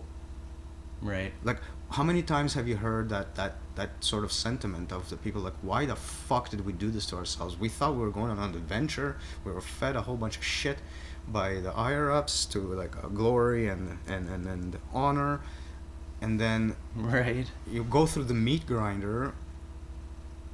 You come back out of it, and none of that is true. Like, you just seen your best friends get shredded in Right. front of you, and now you get to live with those memories. And Mhm. maybe a couple of bucks here and there. Because why? Market, go die. Right, and it's really like it's extensive just how messed up society is when you would, let's say, come back from that, but to understand how It's a fucking how job. disconnected everybody is from each other and all this. It's a job. It's a paid for profession. To go and put yourself through a fucking meat grinder somewhere where nobody gives a shit about you. Right, but it's one of those jobs For that somebody who shows doesn't you, give a shit about that you. shows you something that you can't unsee. But what I'm saying, I guess, is even if you had the language to describe it, that would only show you, it would only confirm to you that the people around you, there's an insidious kind of behavior in the market, the reification of the market, So in our relationships with each other, that it's all so cold and it's everywhere yet. And that is what ends up at war. This is the ego flame. what I'm getting at is also the whole ego death thing. If you recall, one of the things Which, that's what I'm saying, I was- happens I was- at lower levels. Yeah, I was trying to like. It's actually the same situation in a much more concrete and ugly way, but it's like the ego, Dark Night of the Soul, rather. Right. Where the ego Would dies. that be our term? Yeah, in a way. We haven't really used it. For a narrative I don't know of- if it's worth picking up that one. We'll see. Right, no, as a term I don't like it, but We'll see. it's conventional, My if you will. my point really is to illustrate how one can lose the ego bit without having anything to fall back onto, and that feeling like a punishment rather than an enlightenment or anything like that. And so the Right. war is a very real situation in which you're forced into that position in which you don't have anything to back you up afterwards, after the fall, the frivolousness of what the fuck is happening in front of you. Right, and you're having these moments of like, I can die in 2 seconds, and what did I do with my life? And then you don't have nowhere to fall back onto, nothing to speak of, nothing to relate to. No, everybody's shut in And in so their own heads. it's an interesting notion that we're kind of raised into a simulation, like the Matrix narrative and all that. Like, without Yeah. ever having touch with... If only the with simulation was the real a little bit more somehow. glamorous, aka Matrix, instead of this shit show, though. It's the same. What I mean is, at least in the Matrix, you could fly. This particular simulation is, here's a piece of paper to represent who you are. Well, and we're talking about flying. We have the guild, Well, you know what I meant. right? Yeah, yes, mentally we can, but the problem is that people hear Matrix, they think physical. The Buddha was asked many, many times if all of his feats were physical or not, as he tends to appear to people and disappear. No, I But think but how that described and I think dodging bullets is real. gotta have them reflexes. Yeah. Catch them in your teeth. Yeah. Without snapping your neck. Jesus, did I tell you about the 50 cal that just grazed the jawline of the dummy? So this thing had the bullet itself, because 50 cals are huge bullets, it actually had a payload inside of it, an explosive one. So it just grazed the bone, the jawbone, but the explosion like blew the entire head out. Mm-hmm. Like Yep, it I'm was aware just- of such rounds. It was just disgusting. I am aware. It's almost break time. Is it or no? It's not yet quite. You know what's interesting about that? That's the meat grinder. That's what it looks like, and people go into it willingly. Through deception. 100%. Even self-deception, you could call Yeah, it. I was but gonna, it's I like, was, I was gonna it's say like it's- generational self-deception. It is all self-deception, because even the societal circle is self-deceived into this is how it's supposed to be. Right. Meanwhile, it's just that Tower of Babel diagram on its way rushing to the ground. Mm-hmm.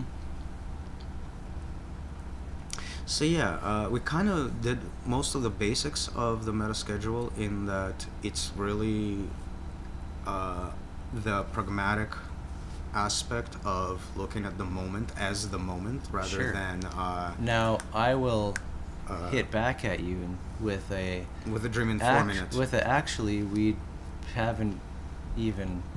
Like, if like, I will grill you question after question if we'll allow it, but So- I mean, if we go dancing off into narrative make after a s- narrative, Can I make a we're not suggestion going to then? get it. Can I make a suggestion then? Sure. We'll take what I just said and try to redefine it in terms of demand and supply, and just see how that flow works moment by moment by moment by moment. Right, as a meta schedule, okay, As yeah. because that's what the meta schedule is, to take the demands and the supplies of the moment and feed it into the dream. Right. So that the and we dream can mentioned supply right at the feedback. beginning about each guild having its own meta schedule per se, based on its own history, which is Right. found in either memory itself or ideally, Well, that's why it's not a schedule. in my opinion, That's why it's not a schedule, because you have your own history. I have my own history. Right. We have a history. Right, right. So all of these things Exactly, meta yeah. schedulize into itself. So so this kind of acknowledges the different realities at play, if you will. sure, it also speaks a lot to the diagram we have where all the And dots are this encircled. reminds me of state right now. This is an interaction of corporations, right? Each moment is the state of things. The fact that we have to be aware that other people have their own history and context.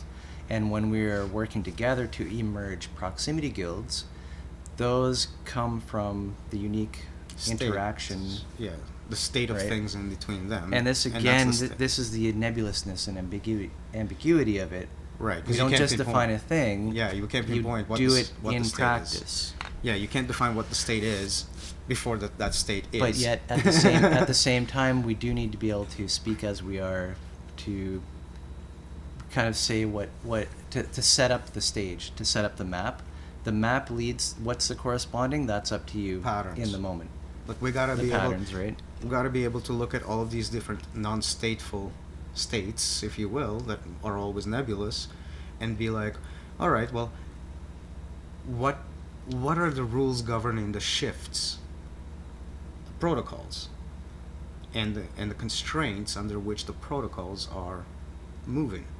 So the constraints are all the natural guilds that define what the shape needs to be, so it's emergent. Right. And then you got the archetypes to create the protocols to not stare at the blade of grass and drool. And this is reminding me of the pragmatic temperamental triad, the triangle diagram of process being this dance between the constraints on the abstract side to the protocols themselves on the concrete side. Mm-hmm. And so that I find that interesting that you bring up natural guilds in the constraints context. And its guild dynamics has always been a pragmatic depiction of the guild. That's always been the case. So it's not an accident. It's cool that we're, not wrong after all this time. But a point to your point is that if you notice what's happening is that even if you're not of the pragmatic temperament is implicitly executed anyway. So the artifact is still in play. It might just not be as an explicit study of guild dynamics itself. But the protocols and as soon as you're going through the protocols of the archetypes and the constraints of the natural guilds, it's guild dynamics anyway. So I find it interesting, like, to relate natural guilds with constraint, as we talked about this at the start of this meeting. Yeah, PART5. About that the natural guilds are kind of saying this is the pure potentiality of what's possible. Everything that happens, you can look at it through this lens. Therefore, this becomes our constraint system. This is how we would slot things when we're talking about the pragmatic triad. The abstract of what's being lifted out is going after these constraints. Though that's the kind of grouping, clumping of. And then you have your concerns represented by your archetypes in terms of what you should focus your protocols onto, which different fields of categorization, how to divvy that same pure potential up, not just in terms of those constraints, which tell you basically what not to do, but also with protocols that say what to do. So with uncertainty, for example, risk management and regulation and doubt let's keep it the order straight. Personal, that would be managing your own doubts. Collectively, it'll be managing the risks. Super collectively, like collections of people, it will be about regulating how these risks are managed, right? Like having some kind of platform of protocols to detect what risks are and alleviate the doubts that are involved with the risks, right, in the personal level. So it's all feeding back into the personal and actually into the more generic uncertainty principles of the archetype of the pure potentiality that it's shaped under. So it's all like tying it all back together. And that's just looking at the bottom row, but we can do the same exercise for the rest of them, and we'll arrive at the same conclusions. It's just moving up the archetype stack, which intensifies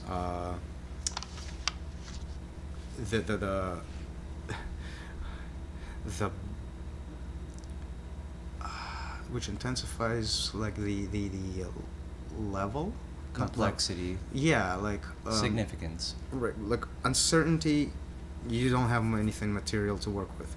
Entropy, you kind of have a nebulous concept to work with. Space-time, already you're getting something more concrete out of that. Things that move in space-time matter. That's actually a good representation of what the fuck the whole thing we've been talking about in the first place. Right. We've given it some details, so it's still look. Each one is the other. We have gone into these a lot, like in a lot of depth, in the past for sure. Yeah.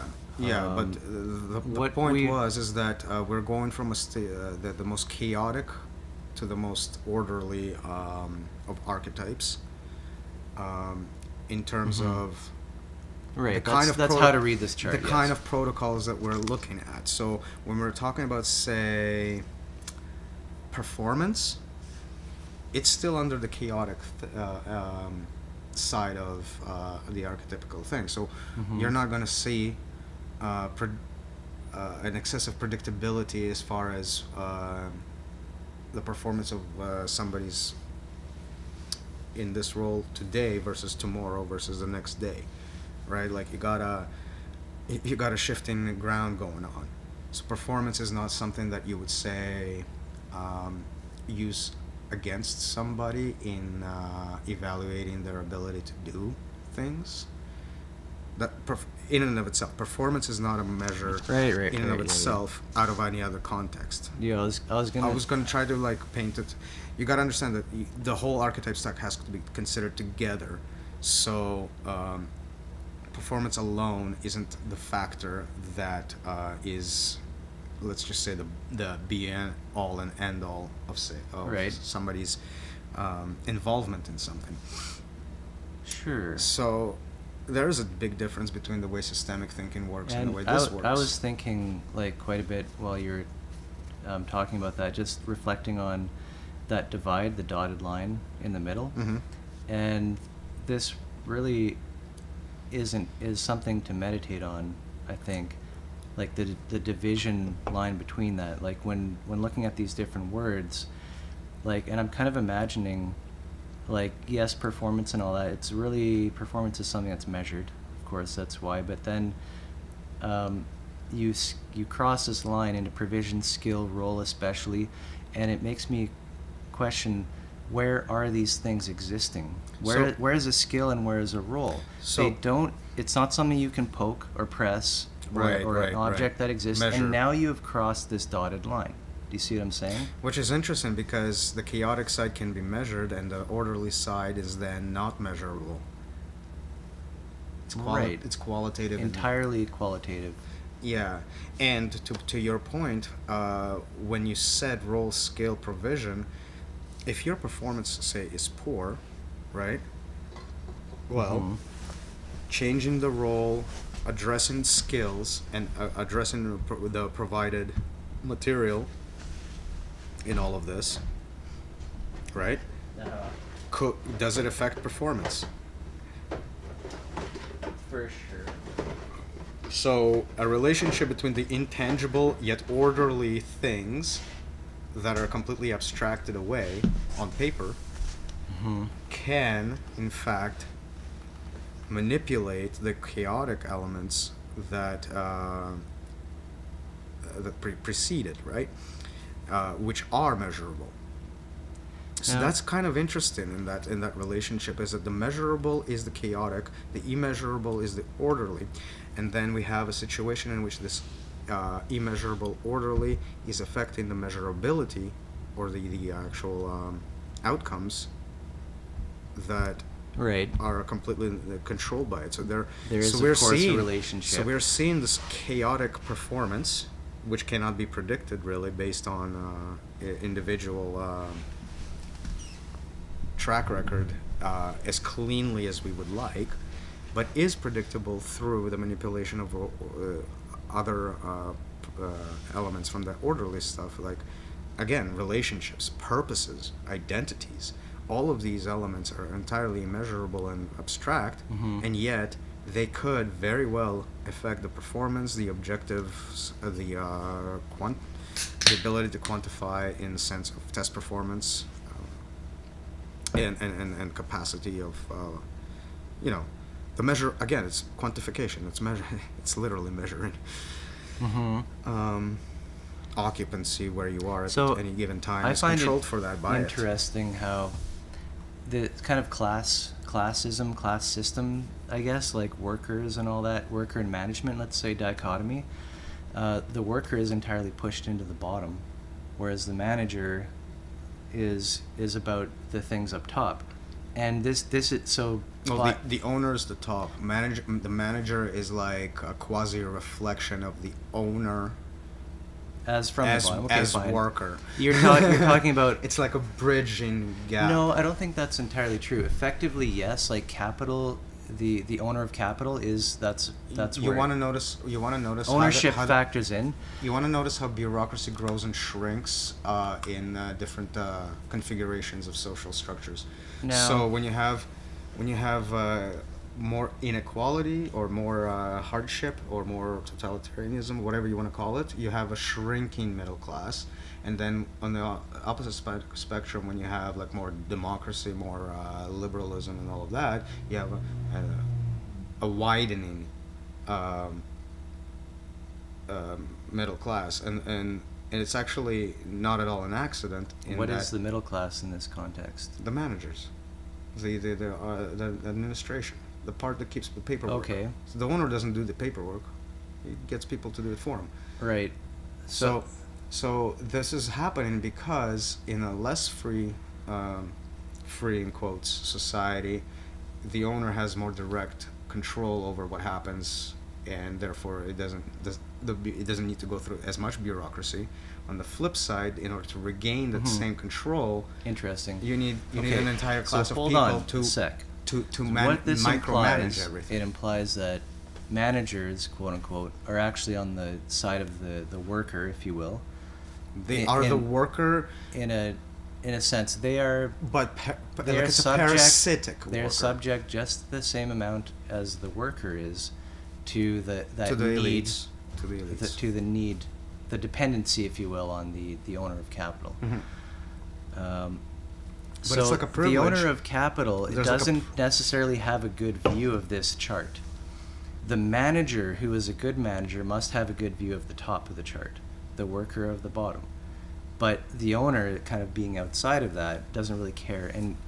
But in all reality, if you will, being the owner of capital, your view ultimately is what is the reality of this group of people. Because you own it, you can say, you're fired, I don't like that, I don't like this.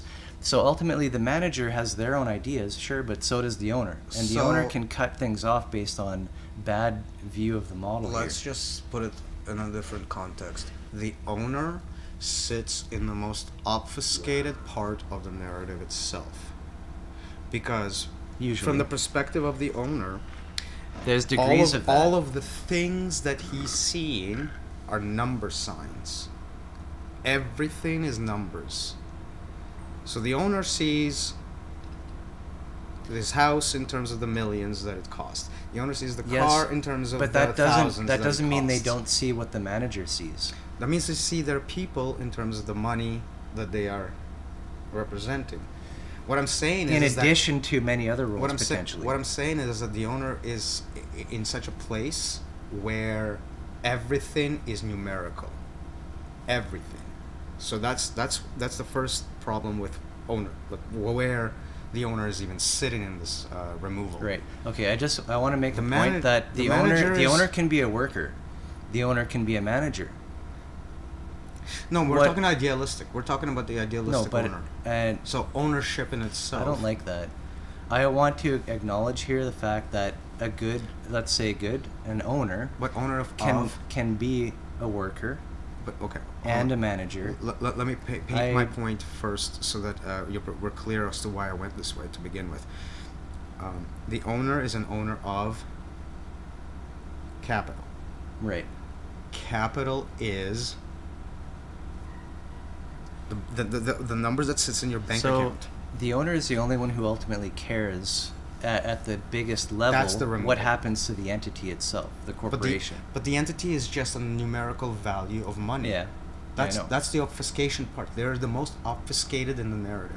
Like nothing Now- gets to them except through this account. But that's not true. The role itself, yes. I know what you're saying in the role, but we can hold multiple roles in ourselves. I said idealistic owner. I didn't say the person owner. The owner, the term owner, it's a removed term defined by the fact that they translate every interaction through the numerical system of capital. That's what makes them owner. That's what makes them a capitalist. Okay.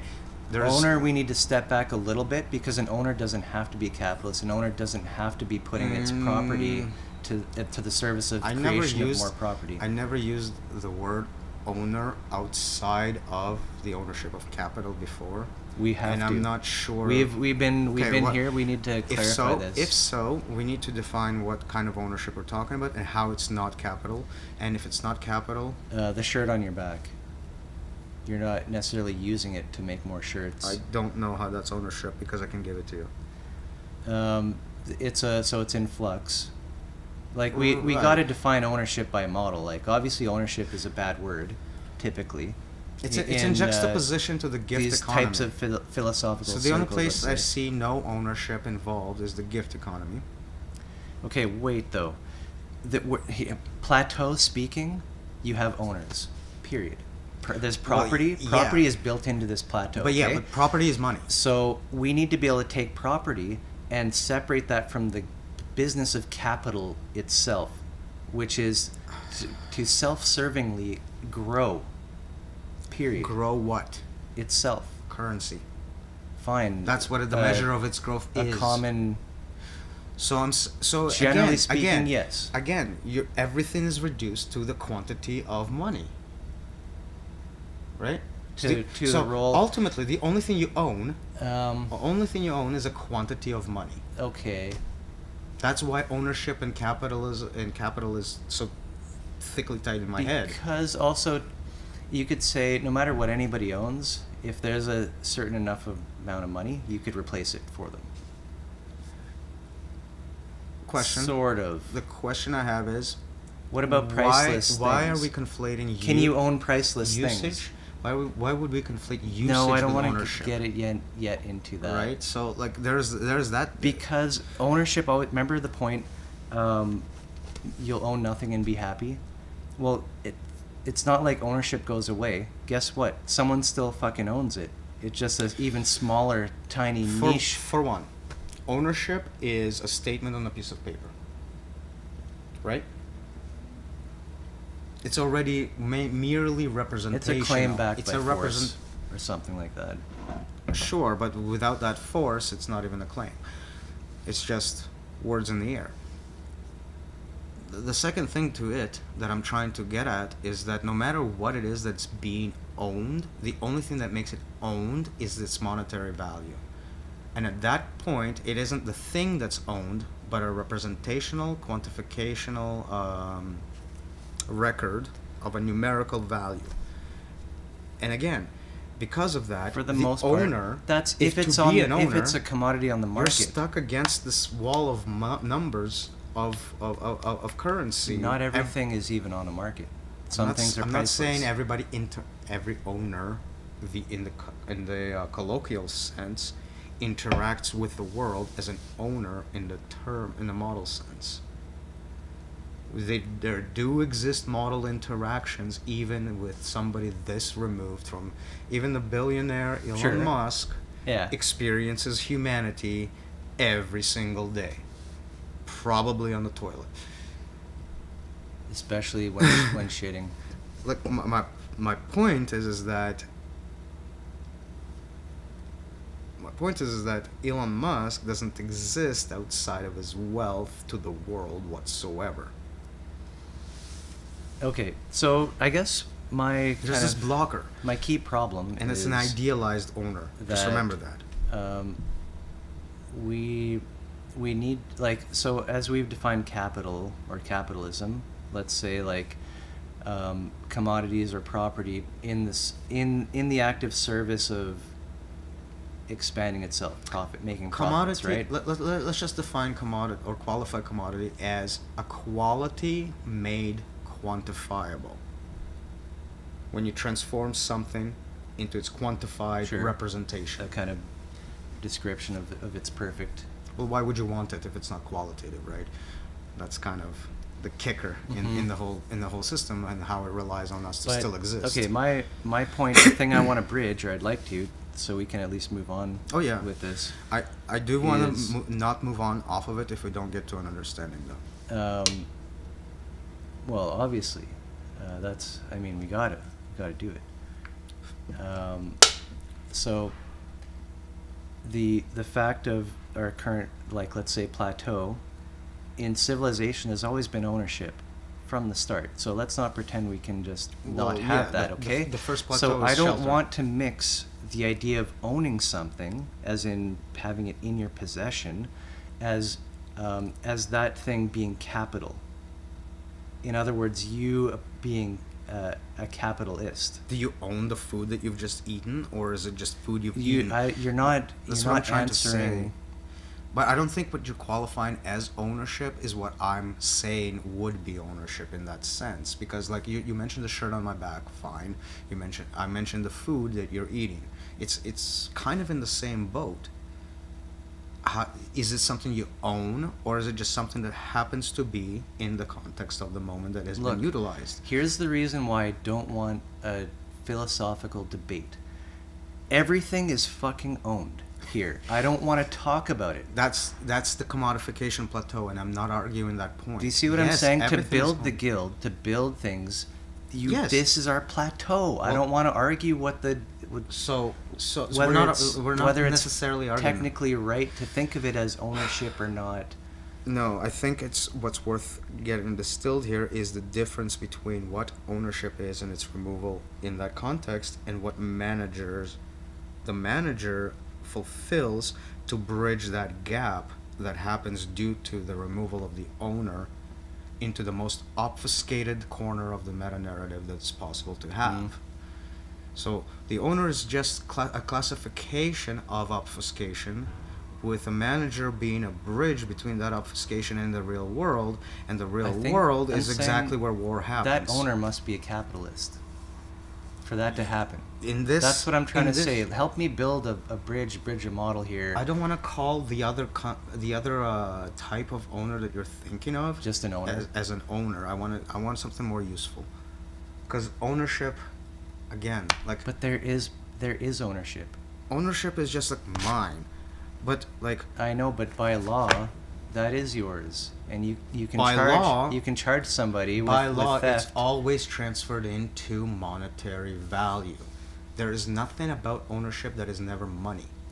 But that doesn't mean that you're trying to generate a profit. No. I'm saying it's a world of pure commodity without any reification in the I other want a direction. distinction between owning things, just the fact of it, and with generating a profit, which changes those things into something else. It becomes capital. Can we use a different That's word a myth. than owner? I'm trying to weave a myth here, I guess. I know. Right? I'm just stuck on my preferred version of. I'm seeing it this way, so we gotta work with. It's you been know, it's been over a year since those terms were employed, so really. I'm kind of stuck on trying to defend their original incarnation. I'm fine with changing. I just want to have a real good discussion as to why this should not be called owner, and why we should call something else owner.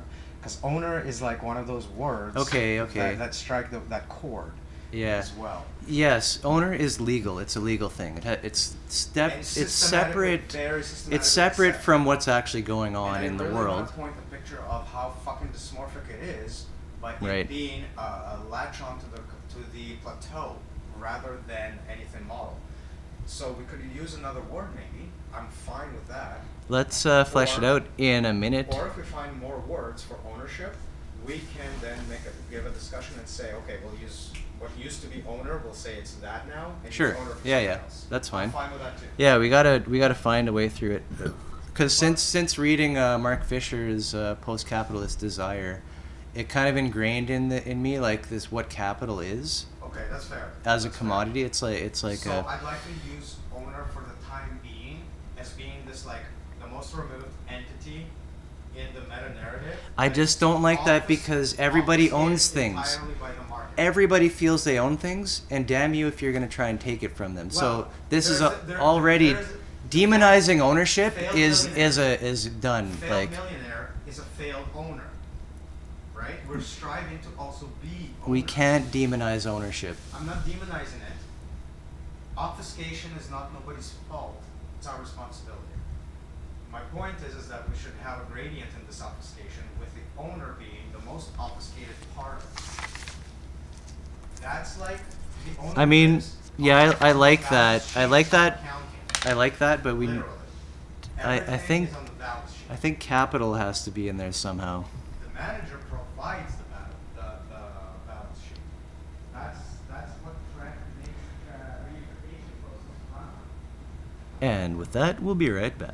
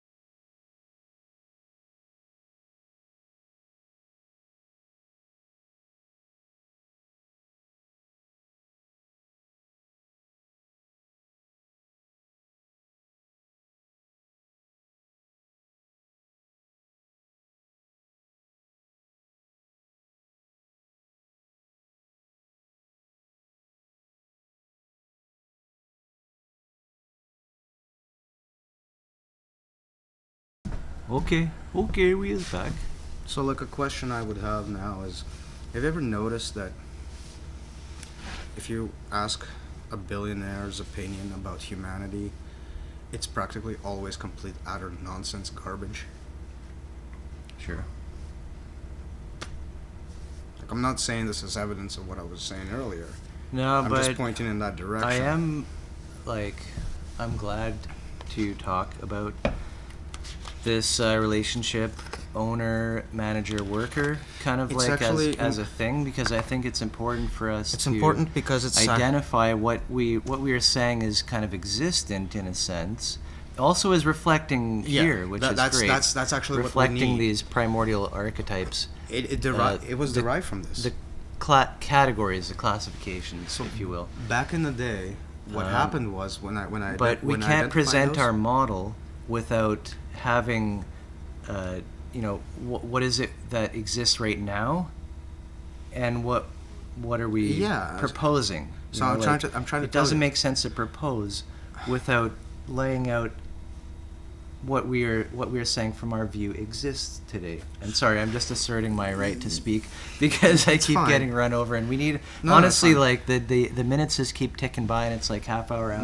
But this is important because the reason that this is those archetypes ever or those terms ever came up to begin with is when I looked at this division of the state, the corporate, the personal, the primordial, and I was trying to assess. We at the time we were very the hot topic was the flipping of order and chaos. And what I saw in my mind's eye back then is if you were to flip the progression from below to the above, to being from above to below, you get this situation, what we're seeing in the system, where you have the owner, the manager, and the worker sort of like amalgamating into this breakaway cooperative that seems to keep running and further away without reflecting anything below it. So it just, because it started at the top, it doesn't go beyond its most essential part, and it just keeps going. You're talking about to download the order onto the chaos, to kind of flip it, so that the only point of chaos becomes just ordered, but somehow like that the relationship breaks down, of course, right? Well, not somehow. It's through the reification. Through that process. It is that. Yeah. So that's why it's important to understand where the words even came from to demonstrate this relationship. So it wasn't just me trying to be a stickler about it. It's more like, yeah. And owner is really it like it should be kind of a bad word, you would think, and it's very cliche for it to be a bad word. Well, but I don't want to alienate people who own property. Fair. Who feel they own property, right? This and I kind think of that this is the plateau we're at, and you don't get around that. Well, this like, kind of I don't conversation, understand how to get around it. This conversation makes more sense if you have it after saying, like, agreeing already on the animism, on the ontological matrix, on all of these different layers that have already been built up. Then you can say something to that effect of, well, this is what ownership looks like from the model's perspective. It's this bridge of everything's being quantified, which isn't bad if it is reflective and isomorphic, and this is how the trade guild works. Right. That's the key. That's the other kicker. Is that the trade guild is where the point of ownership is actually accepted and acknowledged and worked with. I'll tell you something. I'm imagining like a mix here right now, and I'll give you an image. All weapons are owned. Okay. Because you would only need or use a weapon against the other, quote unquote. So it's an internalized sort of security, if you will, to own, let's say, a weapon. And what about hunting? Because another view, I'm talking about through history, like everyone had a dagger at their bed and all this kind of stuff. Maybe sometimes in civilization. But there's and I'm saying this is dysmorphic, of course. So I'm not trying to like tools like weapons can be thought of as something that's owned, but also as extensions of oneself, right? Like the hammer is an extension of my hand. The spear is the extension of my hunt. Like there's that sense, and I don't call that ownership. I don't feel like it is ownership, because this kind of stuff is like symbolic. It's passed down, for example. Like, I get it. What I think I'm trying to get at is communication with participant coherence. Because this is something that you can't, like, because this is the plateau that it is, I think you can't get around that. I don't want to get around it. And only a membership would understand what you mean. And I'm not talking about it being bad. What I'm trying to say is that when we're talking about obfuscation as a thing, owner has a meaning as a word. It is a position within that obfuscated narrative where absolutely every piece of the narrative is an obfuscation. Okay, let me coming in through the numbers on the balance sheet. Let me tell you something that's related to that. That's all I'm saying. Let me tell you something. And the manager makes the balance sheet. So that's their role in this scheme. So that's how they bridge between the real things and the numerical things. Sorry. The owner is always an ego. Is always the ego. The ego is what owns. Well, yes, that's the only entity susceptible to being purely numerical. So just wanted to throw that out there. So yeah, the more upper the ego is, the more owner it is. That lines up with our But conceptions still- of hierarchy. It lines up with our conceptions of how society works. What I'm saying in this is- world. I guess, is I don't want people to feel bad about their ego owning a, let's say you're a woman who has to walk at night and you have a pepper spray for dogs, quote unquote, because it's Canada, right? And, right, but you, Oh, I mean, yeah. you consider you own that because you may have to trade some fucking serious shit with somebody. That would be a very different conversation. Because this But I'm isn't- just saying, this isn't, this, I don't want obviously people this- to feel ashamed No, I don't because of that. Do you see what I'm saying? Yeah, yeah. The I ego, absolutely the do. ego is built in certain ways. Well, the book is for members. Because of the plateau, right? The book is for members. So Right. so that's okay. I acknowledge everything you're saying. Like, you're completely correct in that the point isn't to say, model as shoes owners, Right.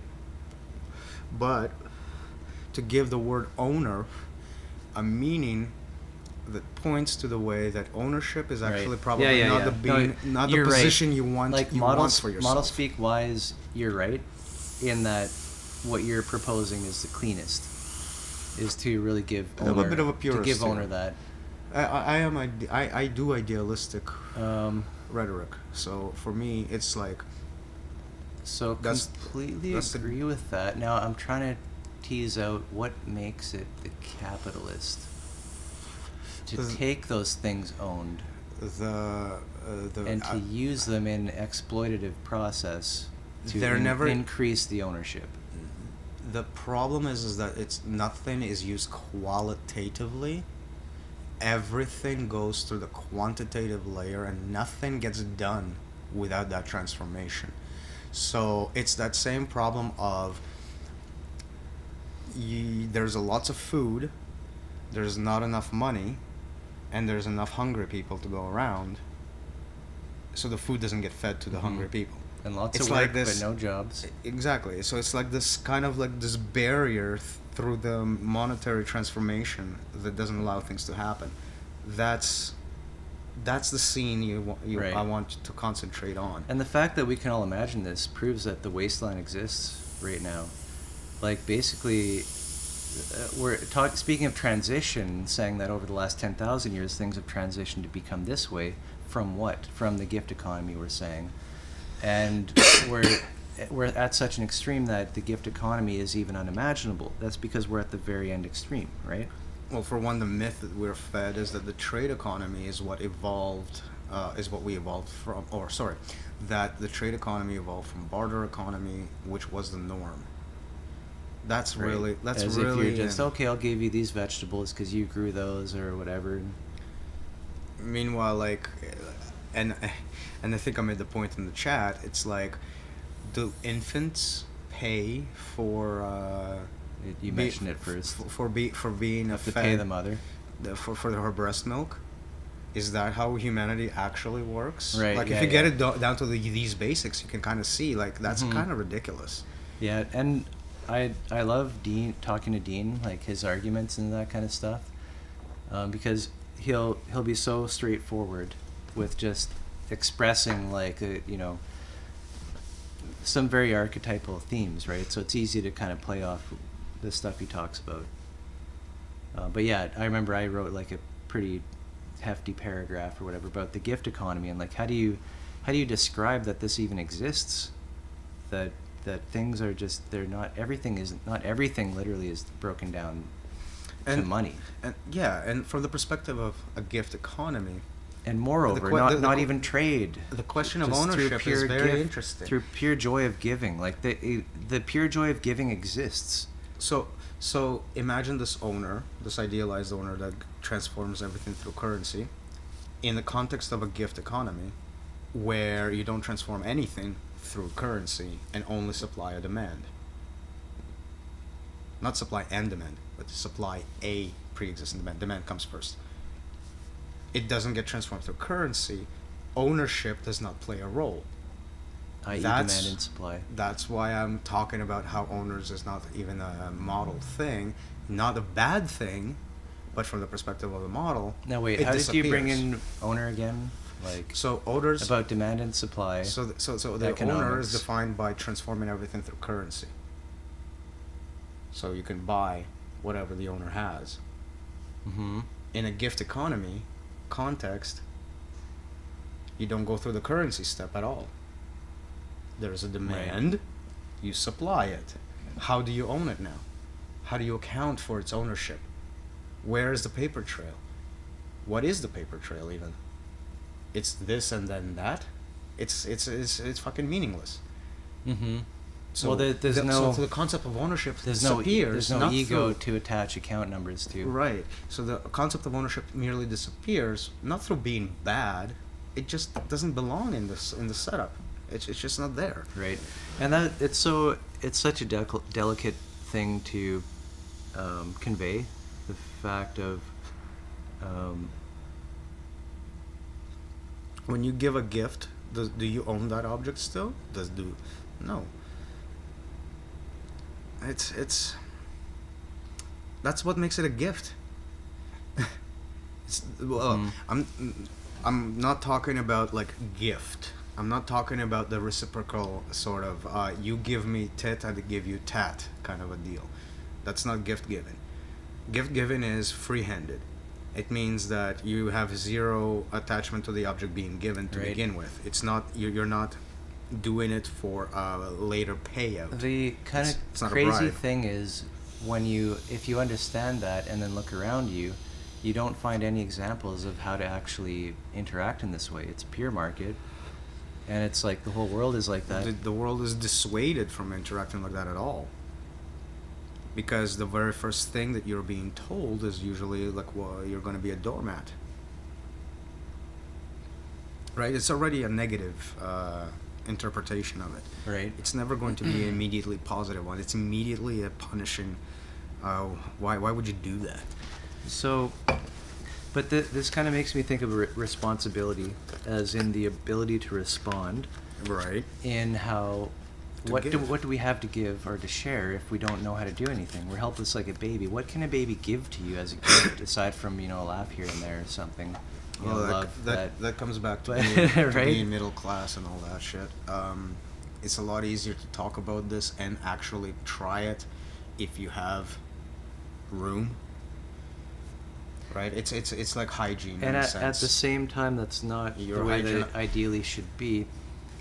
Especially if we can create good materials, collectively, to well, of course, bootstrap of the course, guild. this isn't the way it should be. So, because like- if it was happening the way it should be, we would not need to even be talking. The guild organization, as a scale invariant kind of model technology, holonic model technology, Language. should have as much applicability to the complete poorest at the bottom of the ego stack as the top. It does. What I'm referring to is the path of least resistance. Right? Especially when it's not obvious. There's when a it's lot not, more resistance at the bottom. Where is the material? Where is the beautiful course? Look, there's so much more resistance at the bottom of the ego stack of the Like- Babel Tower falling down. yes, accelerating. there is the Bible, but By the way, do you remember that diagram? many spiritual texts out there, the ego stack, the Babel, with the Yeah. flames at the bottom, yeah. Not the flames at the bottom. It's a stack of ego. The system is Oh, as opposed to the Orthogonal. horizontal, yeah. it's orthogonal to it, and then you have an arrow pointing down saying acceleration. Right, so the higher you go in the stack, the more you accelerate the downward pressure. Right. So like the better you It's get all at- metaphorical, the better obviously. you get at being an ego, the faster you're interestingly enough blasting out entropy as fast as humanly possible just by perfecting this thing. Right. So, which is interesting because, in talking about the history of layers of complexity, of where things came from, as in efficient, It's like a false picture efficient of it. heat dissipators. Yeah. It's That- a false picture of it. It becomes increasingly mechanical as it goes up. Right. Rigid, and by mechanical I mean rigid and meaningless. But at the it's just same time, aimless. it's like every jump in complexity up in significance.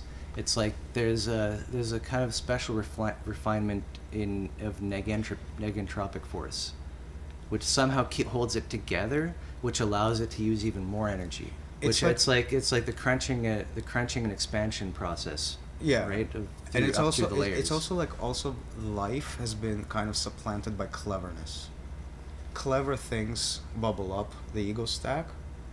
Life is ignored. That's one way of. It's the clever things that are saying. presented as life, essentially, and that's what we're preserving.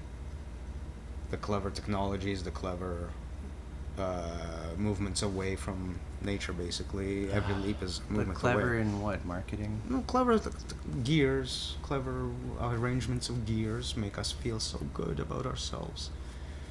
Why I suggested to you watching some of those 10 It is just a form of marketing. It's all appeal, artificial appeal. The reason I like the mechanics of fire weapons and all of that kind of stuff. It's all that. It's like, fine. It's my clever bone being tickled. It's fine that things should be there. I don't say they. Nothing wrong with cleverness they shouldn't itself, be there, but yeah. cleverness for cleverness' sake and cleverness alone, supplanting life. That's where you But get the the problem. only reason it would supplant life is probably with, Not supplant. Sorry, supplant in sort of supplant is what we want. negative intentions. Replace. So what's happening is a replacement. What we're interested in is a supplantation. Like we are, after all, technologically inclined species. There's nothing wrong with that. Let's just not be so fucking Maybe arrogant. we Like, could check be the like hubris in this. we could be the good guys It's- in the space movies. What You know, we're like the talking about good is just species. check our hubris. The species that when it visits your planet, you're actually happy about it. We don't know more than nature. That's been my entire shtick the entire time, right? Look, we don't know. We're not more clever than billions and billions and billions of years of evolution. Well, this comes back to the question, like, We need to if we have this check ourselves. holonic model understanding, and that's what we're building, That's to check you know, ourselves. through molecules or whatever. So the idea of constraints, right? Like we were talking about constraints earlier. Like, the whole point is to check ourselves. For fuck's sake. The fact that it is, we could say it is there, this order that we're describing. You know, like, do you believe that or not? Like, what's your ultimate belief? And I mean, it's an ontological kind of I don't like beliefs. thing, it seems. Beliefs are dangerous. Right, faith is our word, but Observation. What is your observation? What is the feedback of your observation? What have you been tracking? dust bud, Mission accomplished. 'Cause nice. You know what you get with beliefs? Cranky old people. Mm-hmm. Have you ever seen? I don't believe so. Really?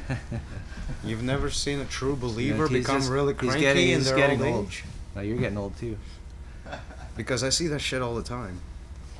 You guys are getting old. Old yeah, and people cranky. get pretty jaded over time, typically, especially if they've just been beaten down their whole lives. Yeah. Yeah. Okay, how can you blame anybody? It's not about blame, but. Yeah, it happens. Moral Alright, outrage. You all done there? Enjoy. Nice. You too, buddy. Yep. Moral outrage is never the way. So, in lieu of that, Mm-hmm. it's not about getting people to do anything either. So coercion is not part of the game. And that's the line that separates us from that. Charlatans. Coercion. Coercion is just basically putting the ego back on the market.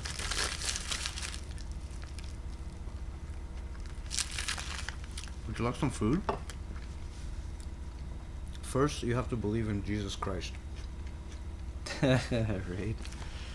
Well, that would be very sound coercive. You'd feel it. It's obvious. Mm-hmm. I'm using these extreme examples not because those are the only examples. They're just there to point to the extremes of it, really. How accelerationism, if you will, on the small scale. Of like, if you take this attitude, where does it carry you? Well, you get people like this that will basically get you to sell your soul to the market. Speaking of accelerationism, that point of like the tree of life as existing, if you will, if you model it to understand like even a fraction of the complexity. I was gonna make a point. I keep forgetting this point, but it's really cool. A tree is a good representation, but unlike our charts, it lacks that whole. You know how in our order and chaos diagram, It's like self-evident, which is like, how do you? so in our chaos order diagram, you can understand the tree branch through the categorization of like the different components of it, right? But when doing that, it's chaos to that thing. It's not the way it's put together Yeah. in its own natural, so to speak, environment. Existence. Shit, I kind of lost my point there too. The tree. So Mhm. the tree. The is- idea of a the- branch being a static the thing tree, is not a way to the look tree at it. is that image in which the branch is whole in its ordered form. But the difficulty is the diagram view is when order is being given to the dissected view. So the trees becomes impossible to describe, but the diagrams show different facets of this dissected tree in a way that if you were to like undissect them all together, that's really where the order Why are you is. dissecting it?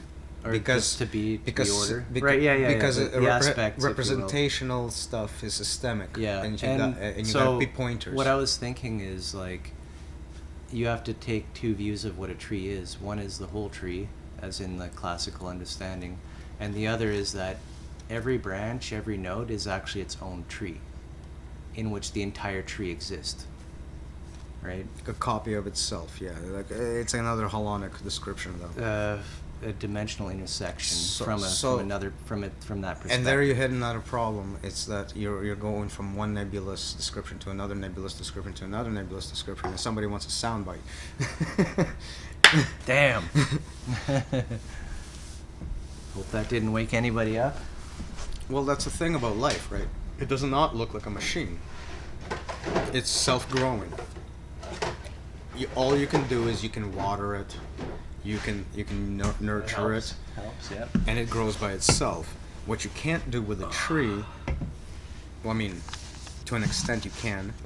You can splice a tree, for example. So you can go with some unnatural methods. You can inject some of that. In a hidden sort of way, the whole life is existent in that single bud. But the only way you can do that is if you follow the natural curves of the actual tree to begin with. So if you try to splice it with something it can't be spliced with, right, you're just jamming shit into it.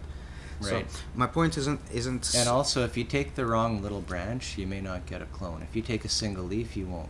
Yeah. Like, you need to have the flower of life that's coming from, like, a central axis.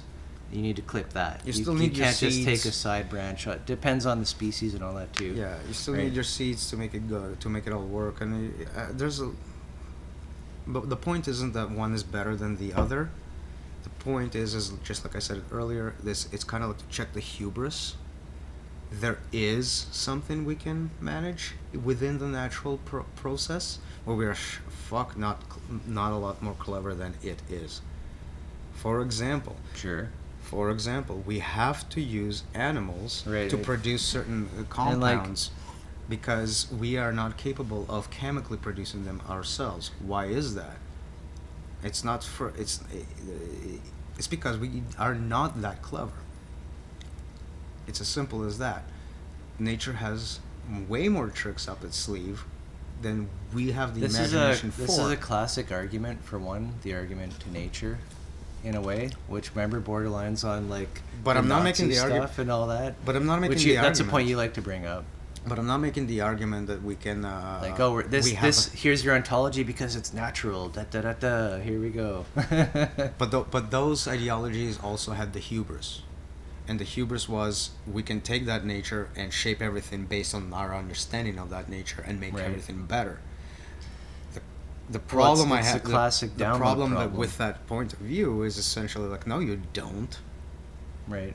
You don't understand nature. You can only even our composition of what we call nature is limited to being a whole on. I wonder what it looks like, for that an organism for, in an environment running an operating system that runs an operating system. Done. That is as far as nature goes, as far as we're concerned, because up past that, it's all arbitrary.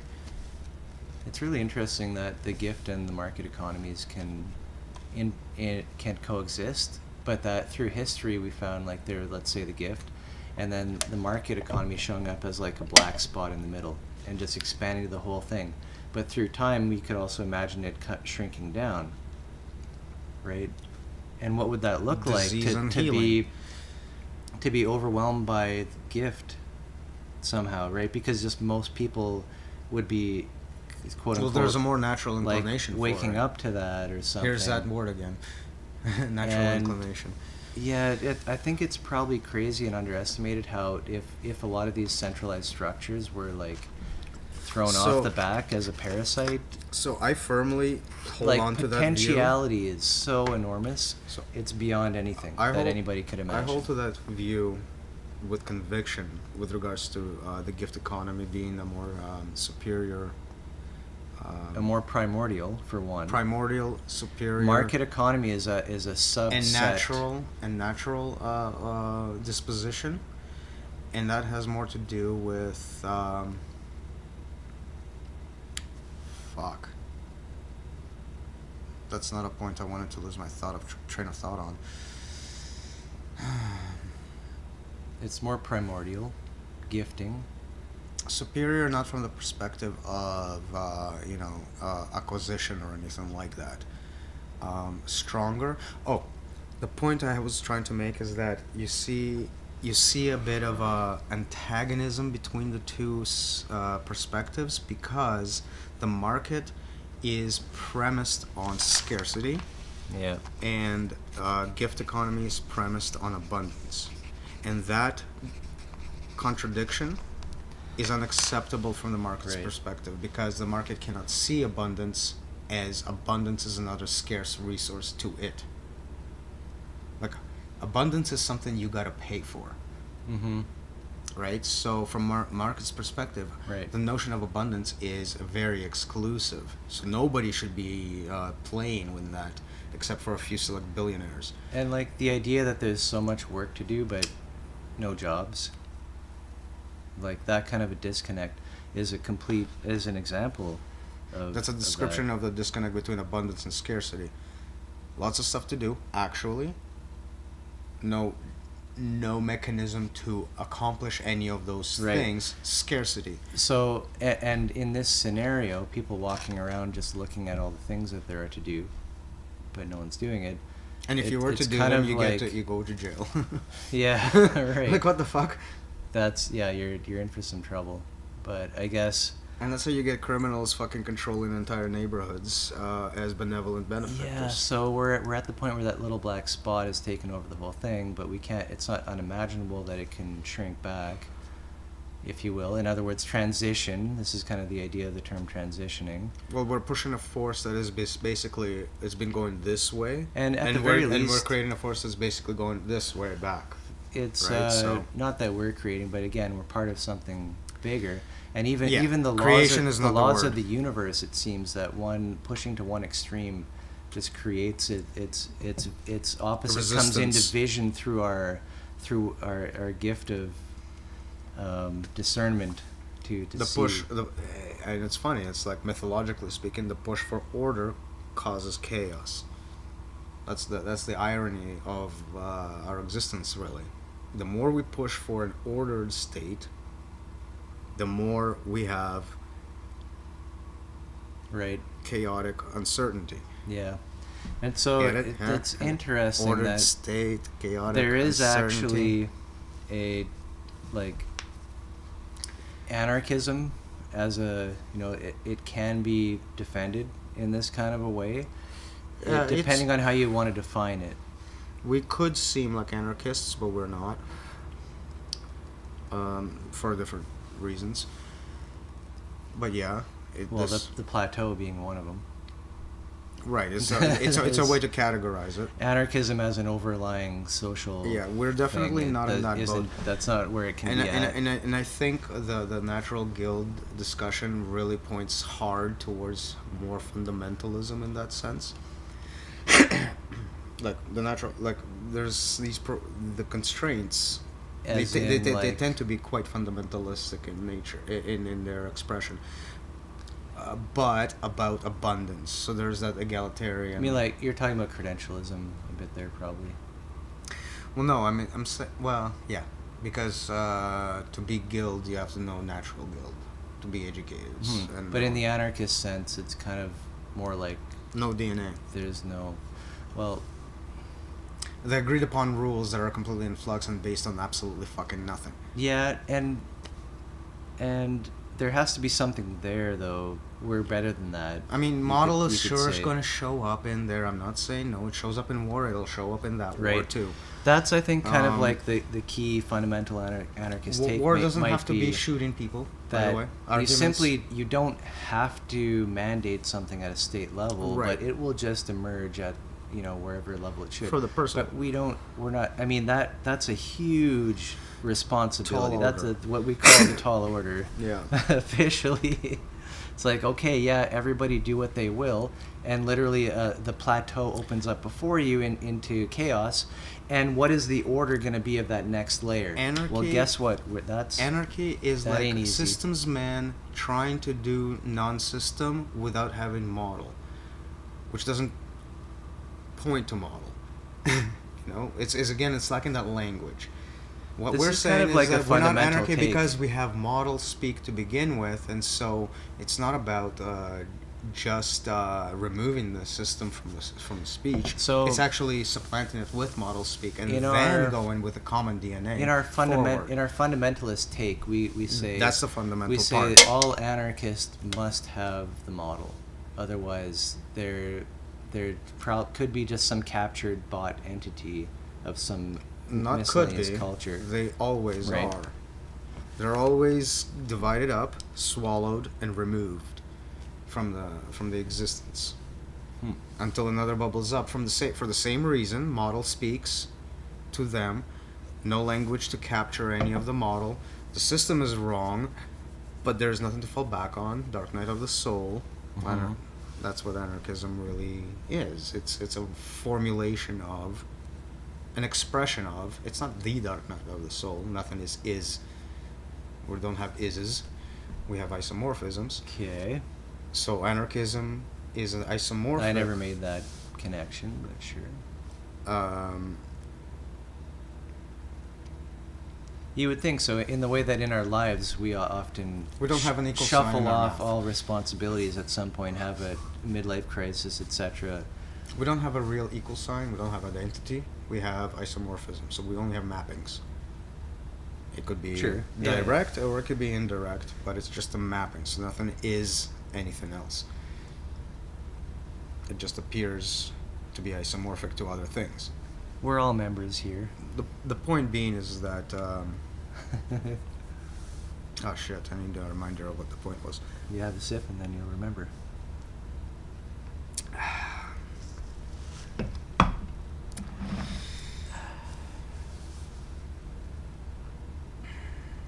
Isomorphism.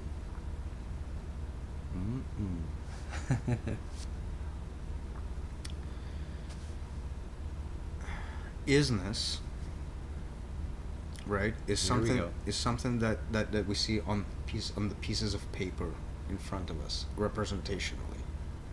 That's where isness comes into play. It's words in the language. It's It's equations on interesting. paper. Here's a problem, Chenya. Matter is It's dead. In representational. a sense, paper is dead. Paper doesn't move. It can't calculate its perspective. Therefore, every media that is outside of neural network Quantified. is automatically ontologically becomes In its own language, yes. right. In its own. You see what I'm saying? Yes. It's the The same. neural matter can't be said that way.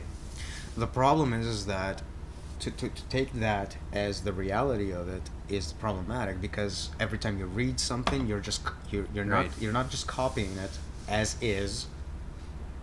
right? You don't read words on paper and say, and it stays words on paper. What happens is that you enact something, some movie, some narrative out of that. Well, And then that is just representation if you want to look at this, it, it's like and a this happened. piece of paper shows up, So what's happening? and you take it in. The reading is what's actually happening. The piece of paper is not what's happening. Being written is Right. what's happening. Yeah, Being yeah. read is what's happening. Being Exactly. understood is what's happening. Mhm. What the words are on the paper is not what's happening. Right. So there's this that's like the disconnect between dream and moment. It's, The moment is where the things are happening. The dream is where the things get recorded back into and come back out of. So it's the things that get written down. It's the things that get read back out from what's been written down. Mm-hmm. Comes to the point of you can't read what's not been written, and you can't write what's not been read. You can't write what's not being written. So you can't read things that have not been written, and you can't write things that you can't read. Does that make sense? Yeah. Well, there's that two-way. This is the manifold. I guess the manifold, you could say would have certain areas, but there's a manifold between every layer, and it's like feels like an accordion to me. The manifold after manifold after manifold, just stretching in through. I should say you can't fundamental and write what significant. didn't happen. So in order to write something, you have to think it. In order to express anything, it has to play out already. Right. Then Yeah. it gets written down. So what Right. I'm saying is that you don't have the inactive without the active, and you don't have the active without the inactive component. That's like what was my second essay actually? Trying to formulate. You can't. Mm-hmm. You can't say anything that doesn't have words. You can't use words that don't say anything. Right. Because if you look at the neurochemical operating system layers, you're finding like whatever symbols, Assuming no signals damage. coming together to make symbols, artifacts, and all this. We're assuming no damage to the system. So I'm not talking Sure, about. of course, yeah. I'm not talking about brain damaged people who can't But articulate something. The way that language is built up in chunks over layers and layers and layers. With grammatical This is rules. the model, right? So that's what you would expect is chunks of meaning. Yep. Mm-hmm. Shall we take a little break, or it's almost time to piece, Yeah. but there may be a few more minutes. At any rate, we shall be right back. The only thing we need to cover is That we didn't yet. is putting together demand and supply with a meta schedule. We touched on this in a few previous meetings. Right. Demand and supply with the So- meta schedule. Mm-hmm. So in the scene to picture here, we have our corp entity, Right. which is a plurality. It's not one entity, it's one or many. We have state entity, which is another plurality, one or many. And the two behave in a very specific concert. Right? It's like a very specific dance called agile economics. Right. So to understand this heartbeat, we need to understand what's happening moment by moment within this meta schedule, which is based upon demand and supply. So with each heartbeat, which is the moment, we have what we call the list of demands. On a media, so presumably. On media. The way this happens is you have a corporation level type of entity who is tasked with Collecting demand. the demand from this. So we're making a demand of this corporation to make a list of demands. It's a meta demand essentially. This corporation becomes a de facto institute, Yeah. the state component of the interaction. Mm-hmm. tasked with organizing said demand and distributing this demand according to capable corporations. Those corporations volunteer to supply for the demand, and in that feedback, next moment, so you can already see how the heart bootstrap itself. In that next feedback loop, you have to see that the corporations have their own set of demands for capable workforce to supply for the demand. Another layer of demand formula is cycled back into the system. So we have a kind of a bootstrapping mechanism going on. Next heartbeat is each person unto themselves is a kind of corporation that can supply for the demand. Say nobody's skilled. Ideal. It's an ideal situation, so bear with me. Right. That is its own institutional demand, or rather, a demand bubbled up to the previous institution, corporation, to say a new list of demand exists, and that is for the skills that are required for the labors for the previous demands stated. And sometimes that can go all the way up to trade and outsource and all that kind of stuff. And so we're still talking about the cell of the guild and like how to create group structures.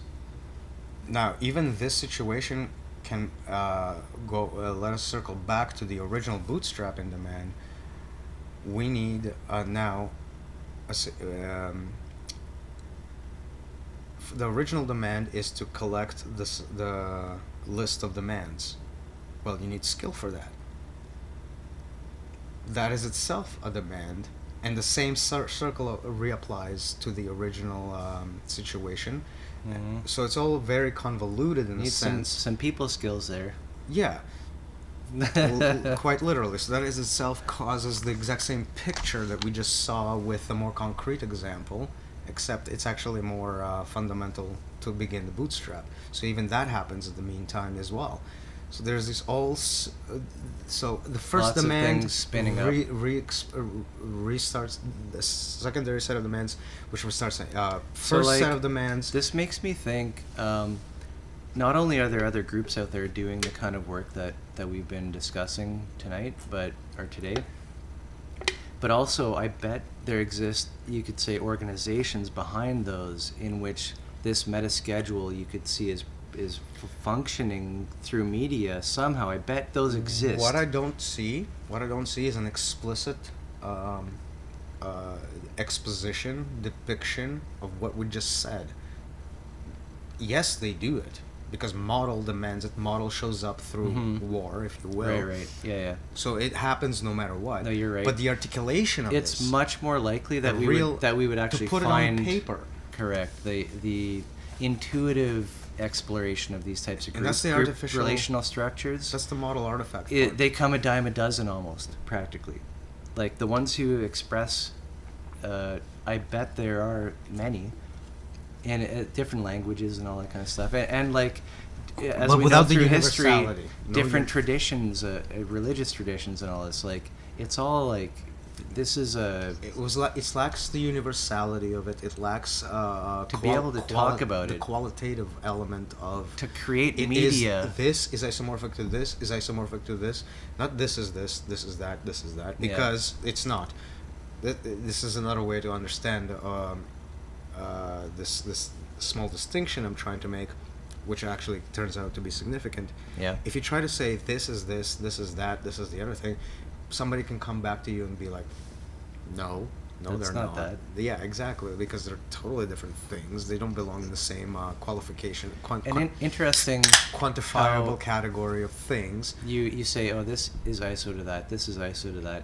Isn't it interesting how logic is built through analogy, through this is like that. Just mappings. And our entire history from child as a baby is a bunch of analogies, experiences stacked on experiences, right? Which are used analogously, not literally. That's the literalism conversation. Yeah, right. Like, and that's funny. What happened to you back then is not what's happening to you right now, because back then is back then, right now is Yeah, right now. too bad. But there are mappings. But there are mappings. Right. And that's what we say with isomorphism, is that it's not about identifying this to be that. It's about being able to make a correct mapping from this to that, which removes the whole picture of literalism out of need. Like, it does. You don't need literal interpretation to do that. What you need is a good heuristic skill. But isn't in it, other ways, isn't skill, it like with intuition. literalism? I'm not saying it doesn't help. Isn't it I'm not saying it doesn't help.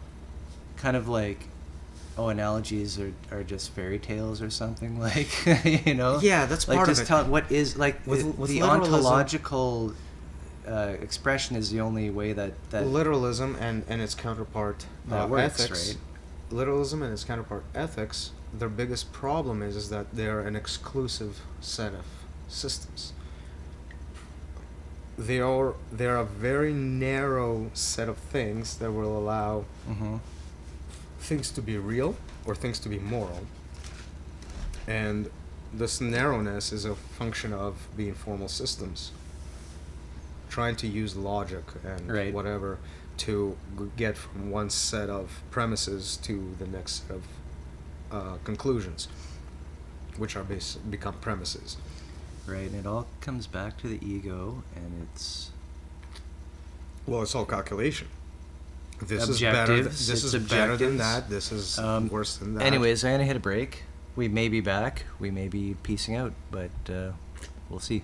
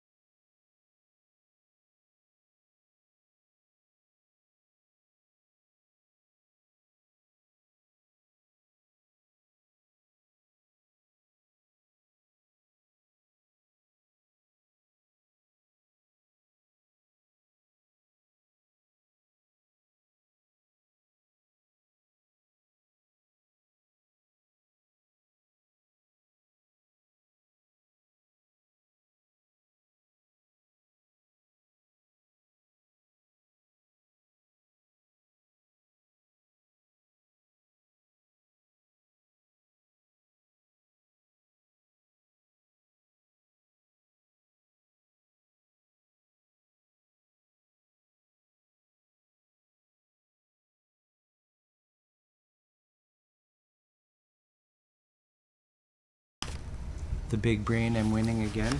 The big brain and winning again, yes. That's So good. I had an epiphany kind of with regards to ownership.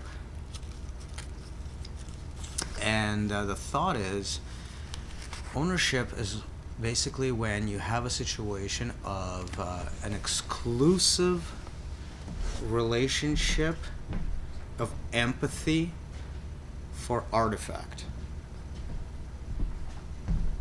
Now, if you remember our empathy, sympathy, artifact, narrative connections, Yeah. you need to have empathy for narrative, sympathy for artifact. Right. And ownership could be defined by, in this schema, by having an exclusive No, relationship obviously. as of empathy for artifact.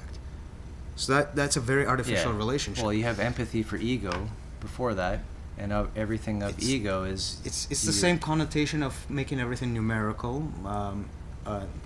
Currency is the go-to, obviously, but if we expand our understanding of numerical categorization, Yep. what constitutes as currency can also be arbitrary. You just need to call it currency, right? I mean, Yeah. NFTs. Come on, it happens. No. It happens in our experience as well.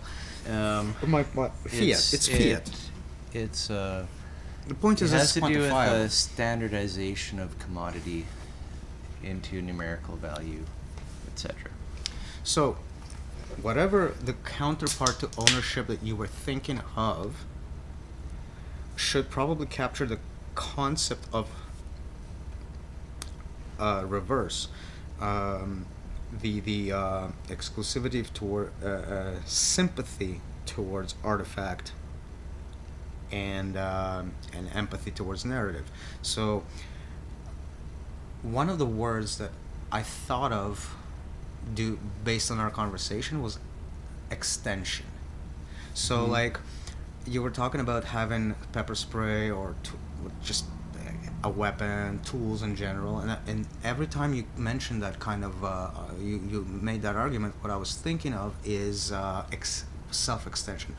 The sword is the extension of your arm.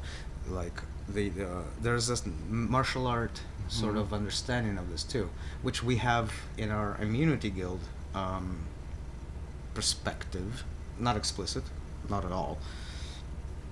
But preservation is what I generally consider preservation to be like a martial art. Right. And in that context, when I think about weapons, when I think about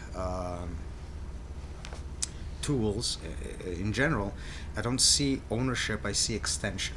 So I'm not sure if extension is the right word, but there might be some way to differentiate the two Well, on the you're ground right. of artificiality. Yeah, you're trying to and carve narrative. the other side of that concept. An extension seems like a more of a momentary thing because it's being used in the moment. current narrative going on. Right. It's extension today, it's not tomorrow. Because it's not used as one. Right. The moment isn't Like, qualified that way. If you're not mowing your lawnmower isn't an extension. Right, it's just something that sits in your shed or whatever. Well, you own it, right? But So, yeah, okay, which I- exists in some I kind like of like this, a weird uh, artificial this sort of dreamland. It's an important distinction, I think. So to take that dreamland for reality would be the psychosis. But to understand it as what it is would be the immersion in it. So nothing is lost. Like your informational, your mental capacity for working with the object is not gone. It's still there. It still works under the same pretenses as possession does. Except things like possession doesn't enter into So- the fucking mental picture. The fact of ownership, the idea of ownership, allows for the idea of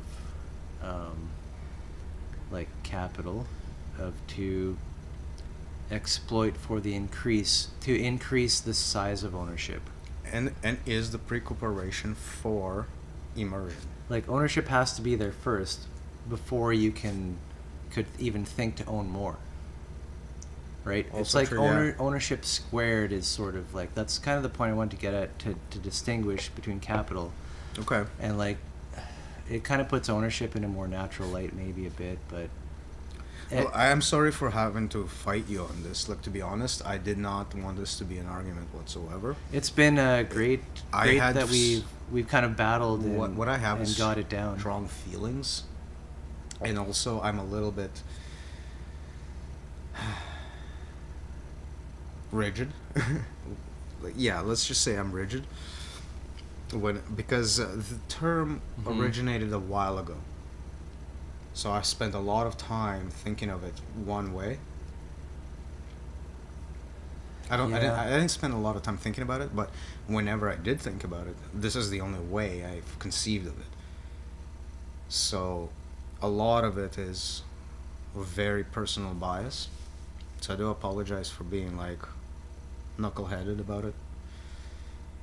Hmm. You know, like Well, it's a trip, man. As long as we talk, discuss, like just kind of flesh it yeah, out. like I don't own the term. Like if it's the wrong term to use, absolutely let's switch it. But No, I agree too. I'm a stickler for like I need to hear a good argument for why. Because the way I have it seems so fucking perfect, right? It's just like this one category Mhm. in the meta narrative. But I think we fleshed it out. Like I think we did it fine. Shielded by a numerical balance sheet in which everything is transformed into a numerical interpretation of Right. what it is. And but So that, it that's isn't how anything. this plateau of economics works. These plateaus that we're in right now, right? Just the way it is. So yeah, we have to tackle the owner, if you will, on their own terms. But So when we have the trade guild, what I want to that's what we're tease gonna- out of this that's is who we're that's gonna kind of talk like to. a natural behavior of this plateau.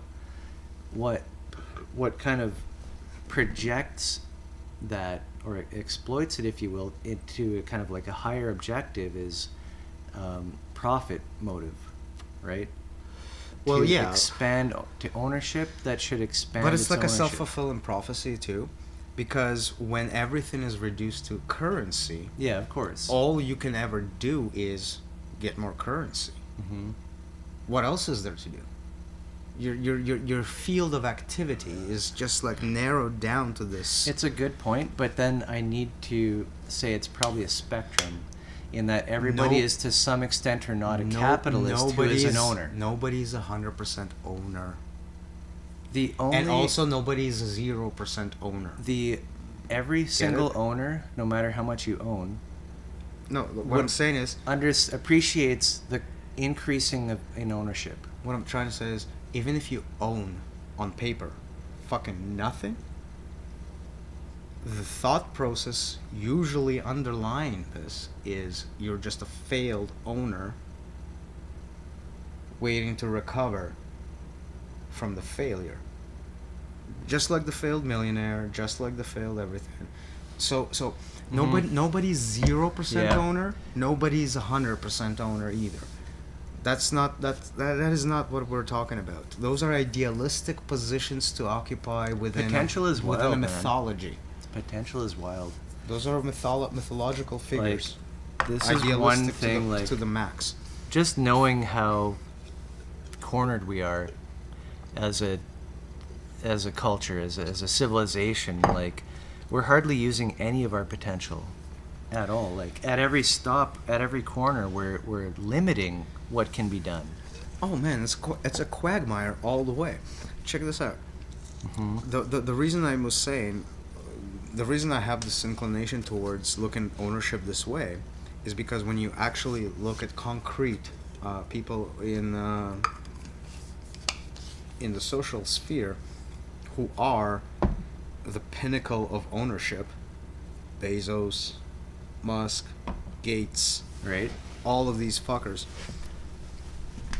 listen to what they have to say about society.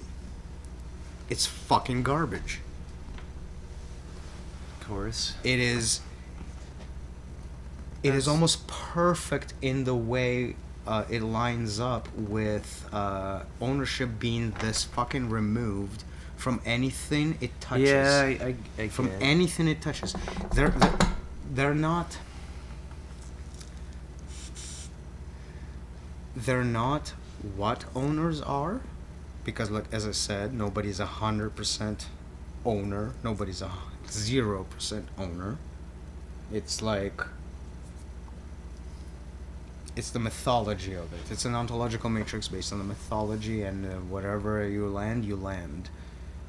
And if you keep trying to use the ego, So you have either some ownership or some hyperstitional. I'd like to think that hyperstitional ownership. ownership of Right. things is a static thing. State. Yes or no? Do I own that? Do I not? It feels like. And I think the spectrum. Ownership is used for the calculation: am I better? Am I worse? Am I equal? Maybe the spectrum is about exploitation of that ownership. It's not so much a spectrum. The idea of percentage here is not to give it a spectrum so much as is to say that nobody's out of the archetypes slots. Dude, I think like, we're not we're not getting seeing eye to eye here. What I'm saying is that in the commodification being the plateau that it is, because we cannot penetrate below it, everybody's an owner from a non-zero to a non-100% capacity. Of what? It's arbitrary. It's all on paper. Yeah, but I don't like my car. I don't 50% own my car. I 100% own What it. I'm saying is that if you're not 99% owner, you say you're 0.1% owner, the behavior is that of the failed owner, like a failed millionaire. So you will still behave as if you need to own things. That's the aspiration, to own things. So even if you don't, all of the behaviors are lined up for owning. So nobody is at zero, myself included, yourself included.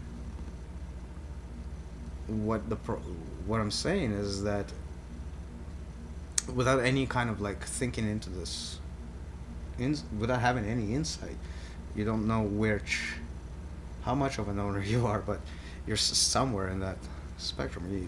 You insight is only going to tell you what that is. It's not going to change it.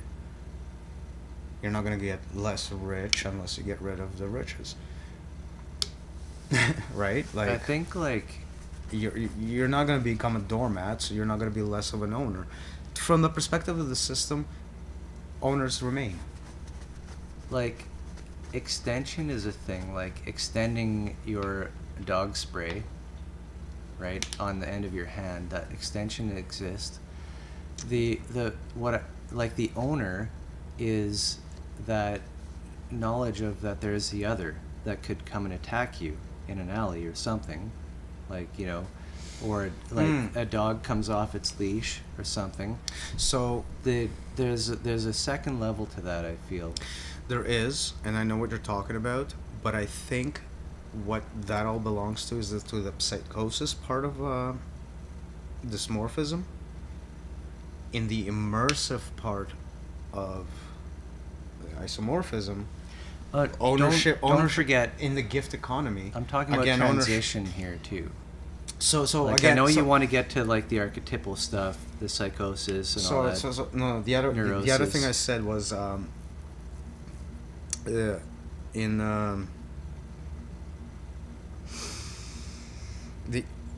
owner is removed by obfuscation, and so what I was saying there is it's that exclusivity to artifact. So if we look at the owner as the exclusively seeing artifacts empathetically, the opposite of seeing narrative empathetically, we can see what the distinction is. I'm just kind of So saying so we're it's all normal. aspiring normal. It is normal for that to feel that you own this weapon because you're, let's say, a vulnerable person who has to walk this way to go to work or something at night. And That's- a dog could come around any corner and start biting you or something. That's right? normal, but the mythology you carry with you to make it normal is what could be dysmorphic. Right. Sure. Yeah. The difference between being commodified and not commodified. Yes, you can be defensive with commodification So in play. here now, hold on. Now we're talking about extension versus, I think, ownership, because If that's a term yet, I don't know. the same person can be walking with the same defensive spray at night, and in one case it's because of who they feel they are and the things they own, and When can we go? trade against the other. 1 second. In other words, war. Probably minutes. Hi, honey. We're waiting for a ride, actually.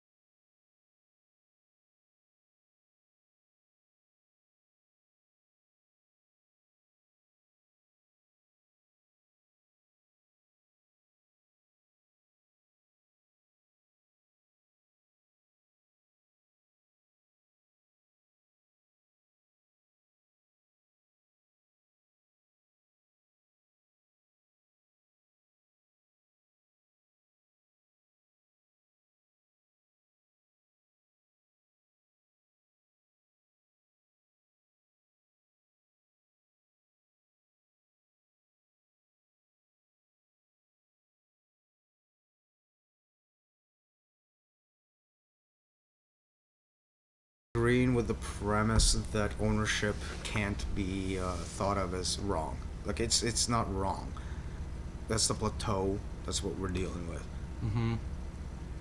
But I would say, like, It's that connection between it and being empathetic to artifacts versus the goal of the models yeah, of the model right, to be connect able to to the shift, narrative. shift from one view to another. So the point is to I believe- reify the artifacts into the narrative in such a way that maintains the empathy without killing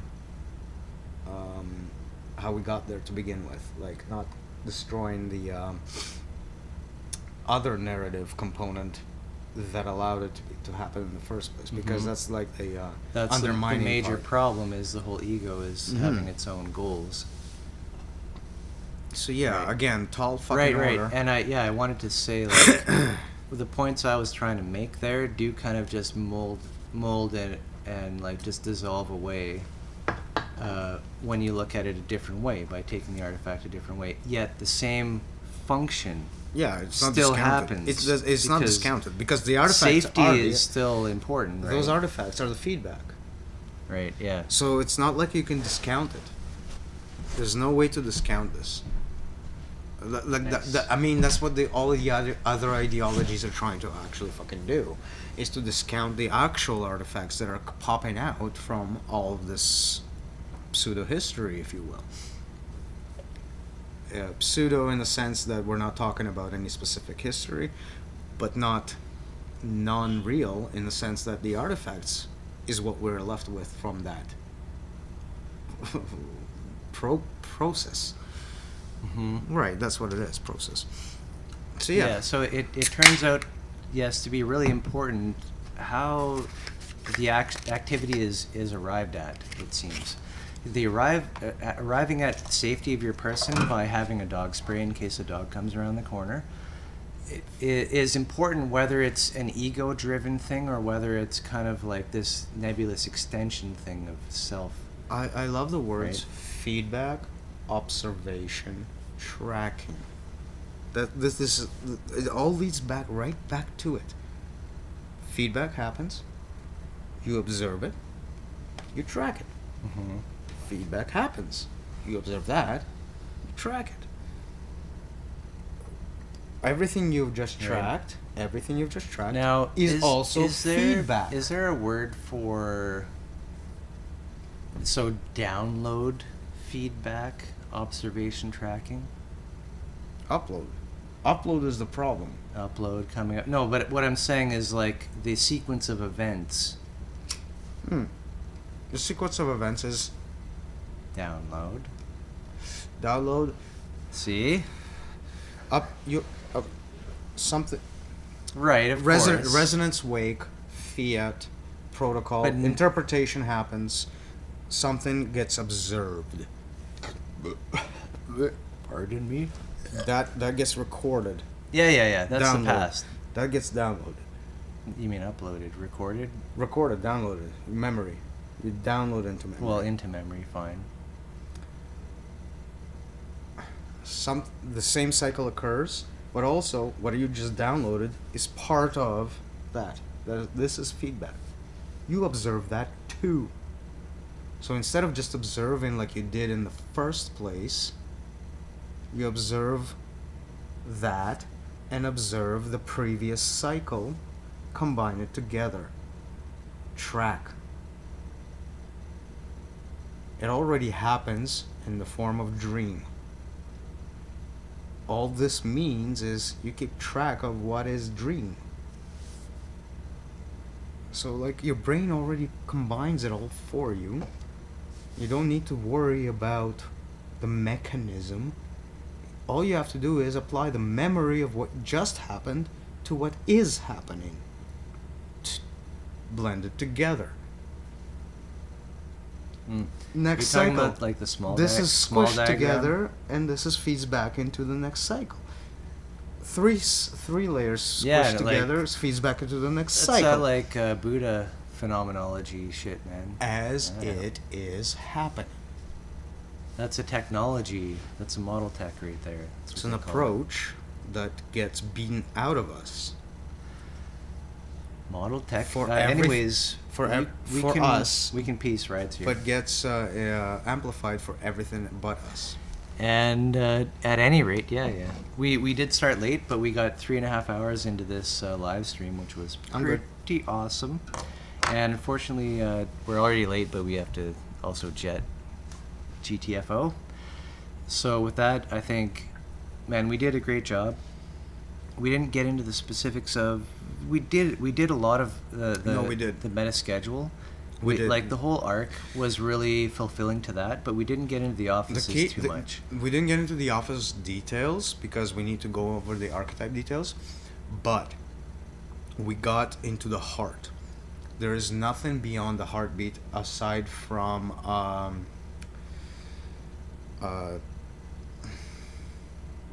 taking in the demands. The first one being demand of what is the list of demands? It's the first demand. Right. Like that bootstrap. Talking about the institute. That is like literally how the entire things unfold, right? Like you need skills to gather demands. What does that require? And so on. And then you need to actually fulfill the original demands to begin with. What does that require? That becomes other demands. And you feed that system again and again and again and again over and over in the same way. And that way you get scale and variance because nothing is happening outside of the same framework. You make a demand of yourself, you seek out a way to learn the skill. Right. And So this it is goes kind down of to the like, this is personal. sustenance too, in a way. You could look at it like canonically. Well, what are the Right. demand? What would the demands be? Immediately, it's going to be for It's hygiene. where it's coming from. hygiene, sustenance, You know, the meaning of life, the meaning To of life rest. and all that. to have a place to fucking rest. What else is there going? And a way to fit in. What else is going to be demanded? Those are going to be the initial demands articulated in different ways and across different segments. To have a clean space to work in, to do the job, to have the materials to do the job with, to be rested enough and competent enough to do the work, and make sure that that work fits into the larger interplay of what the fuck is happening, which is again articulated by demands and supply. Right, the meta schedule. And different for each guild, and we all sit here And different in moment to looking moment. at all the different guilds we can participate in. So that's like, there's like a meta schedule kind of like all these guilds. Which is just a meta schedule again. Right, sure, fine. Reiterating Yeah, but itself. that's like, yeah, it's like, it's a bubbling structure, it seems, again. Like So it goes all the way from my need to eat and shit, and to your need to eat and shit, to the activities that we perform together that Mhm. require intake of material and output of garbage. And so it goes. The other thing is that whenever you have a situation of this has an emergent need for intake and emergent need for output, you gotta compensate for that. You gotta say, okay, is the intake demand going to shit on the environment? Is the output of the activity going to shit on the fucking environment? Sounds like an important question. So it's not just the demand, it's not just the supply, it's also Right. what does the demand demand, what does the supply demand? So as soon as you hit the first question, you are hitting the next layer of questions no matter what. It's a bootstrapping process through and through. Mm-hmm. It's entirely self-circular. Right. And yeah, And again, it's it's good. It's nebulous good to as have fuck. that structure identified, though, so that one can use it as a model to approach their own Well, their own instance that Well, they're managing. one of the problem of the system right now is that in an effort to increase what's called efficiency, the garbage output is offloaded. So the can is being kicked down the of road. course, yeah. And then it gets kicked Well, down the road again. Because of And course, again. if something isn't against the again. law explicitly, well, sure you can So do it. if we were wondering about what the hell I mean by neglect, it's this can. Dump garbage. Just it keeps going, getting kicked down the road. Nobody's picking it up. Oh, among other things, yep. And yeah, damn. The path we're on, but this makes me think of that we're at such extremes that it should be obvious to almost everybody at some point the opposite of that extreme. Well, right? it is. So like to our mind, we're so far in one direction, we can each in a decentralized, if you will, manner. It's hiding. Kind of understand. It's hiding in the plain. opposite. It's hiding in plain sight, because that reaction, for example, for like, oh, so you don't want to work. That reaction. It's talking about how we all know how work is meaningless, and we all know that if we were just allowed to not do meaningless work, almost literally everything that's being done right now that's called work isn't going to be done. Nobody wants to do it. That's the recognition.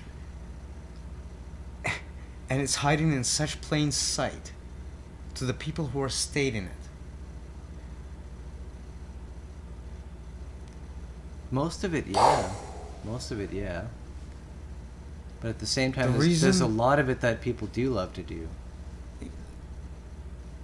That's not what we're talking about. No, that's almost an aside point. The point that is the is- motivation. That exists, the point is the obviously. motivation itself.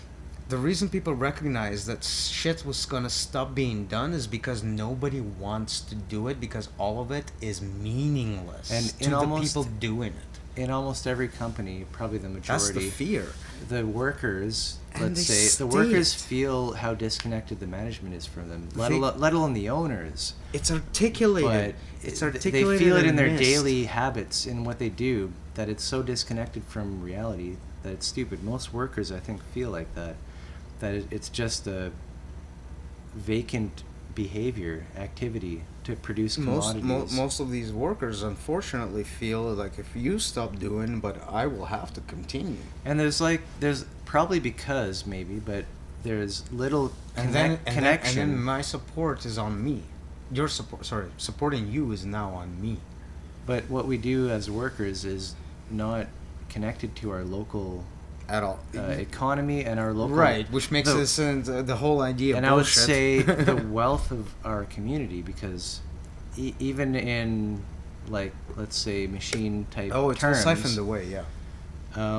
Wealth is one way of quantifying, if you will, like, community power, which is kind of like a stand-in for, like, why you should be what's working. funny? You should work for wealth around you. You know that natural description, you can't tell if something is there unless it had an effect on something else? That Sure. Original natural description of identifying things. What's happening is like a repeat in the most convoluted way of that situation, because the only way to tell if you're wealthy, if your community is wealthy, or any of those things, is if some other community actually acknowledges that and respects it. Because if they don't, it doesn't matter how much wealth you actually have accumulated, it's just all going to go to waste. Because what they'll do is they'll transform it into fucking garbage. Legal fights, like drama besides the point. Interesting. We see a lot of wealthy communities buried that way, essentially black communities, throughout history. In America, it happened at least twice. There was a town that was completely annihilated through legal maneuvers, but also, Sure, no doubt. Yeah. but also, what's it called? Central Park. Central Park. But again, wait. Central Park, before it was Central Park, was a thriving, wealthy black community. And then they made it into a giant... It became self-sufficient. Because it's self-sufficient, it got buried. It literally got buried by I don't the know, man, politics. that's fine, that's cool. No, but it's recorded. This is There's not so is many- not a disputable fact. This is like that's literally what happened there. There's like the most beautiful community you could imagine. I don't know about most beautiful. What was perplexing about the entire situation is the fact that we're a self-sufficient minority community that didn't like to participate too much in the grander societal schemes of white America, if you will. Mhm.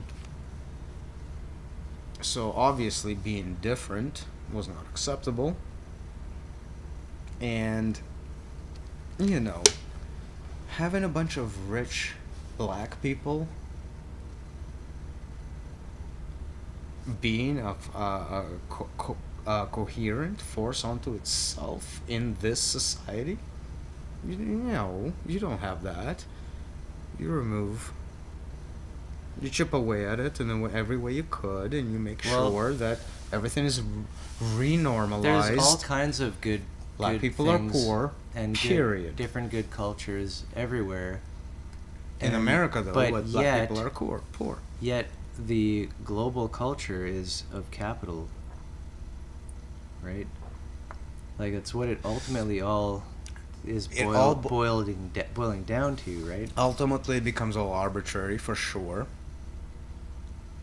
But that doesn't mean that there's not something real and true, like kind of shining. Well, yeah, like I mean, Right, some as people an example. set on an And- insane amount of iron. and- Some people set on an insane amount of gold. Some people set on an insane amount of oil, right? So you kind of have this If we circulation accept of the events. Holonic model, we accept that we are speaking in languages higher than we currently understand, and we have to have faith in that activity of truth to discover that higher layer in our world. That's bringing heaven down to earth. Yeah, and I guess what Right. I'm trying to say is that European, quote unquote, white control of the world as it is in today's world is piggybacking a lot on luck. Sorry, I Not- was laughing at that. There's hardly any time left even in the recording. We're up to 4 hours almost. So I'm just saying, it's not. It's ridiculous to think about it as anything but luck. The European But, like- sphere on the world happen to control the majority of the world has more to do with landing lucky strikes on specific geographical locations. Honestly, like this cultural warfare and all that kind of shit, I rest my faith in, for example, like Christianity being most global wide, and like the creed being like of forgiveness and that kind of stuff, and like let's just reset, you know, potentially. I'm not talking about in practice. I would say Buddhist, but There's different temperaments too, right? To it. no, But- Buddhist because they have a more explicit approach to the delusion that holds the world. Technologically, Christianity due doesn't to- offer the language. technologically correct, due to the plateaus that we're at. So The extreme, we're at extreme plateau. The only time Buddhist thought came to the level of Christian dissemination of the information is through the third iteration of the Pure Land, which had to build an entire cosmology and an entire Right. archetypical. You mean Pure Land itself as a school, They had to have a pantheon to even start, and right? it had to come from somewhere else. Right. So To make Christianity- sense to the devotional, right? Yeah, but Christianity lacks that progression. So to me, it's Right. bereft. It's yes, you can find the points there, but they're never going to touch all of it. Like- the whole on. They're not whole on.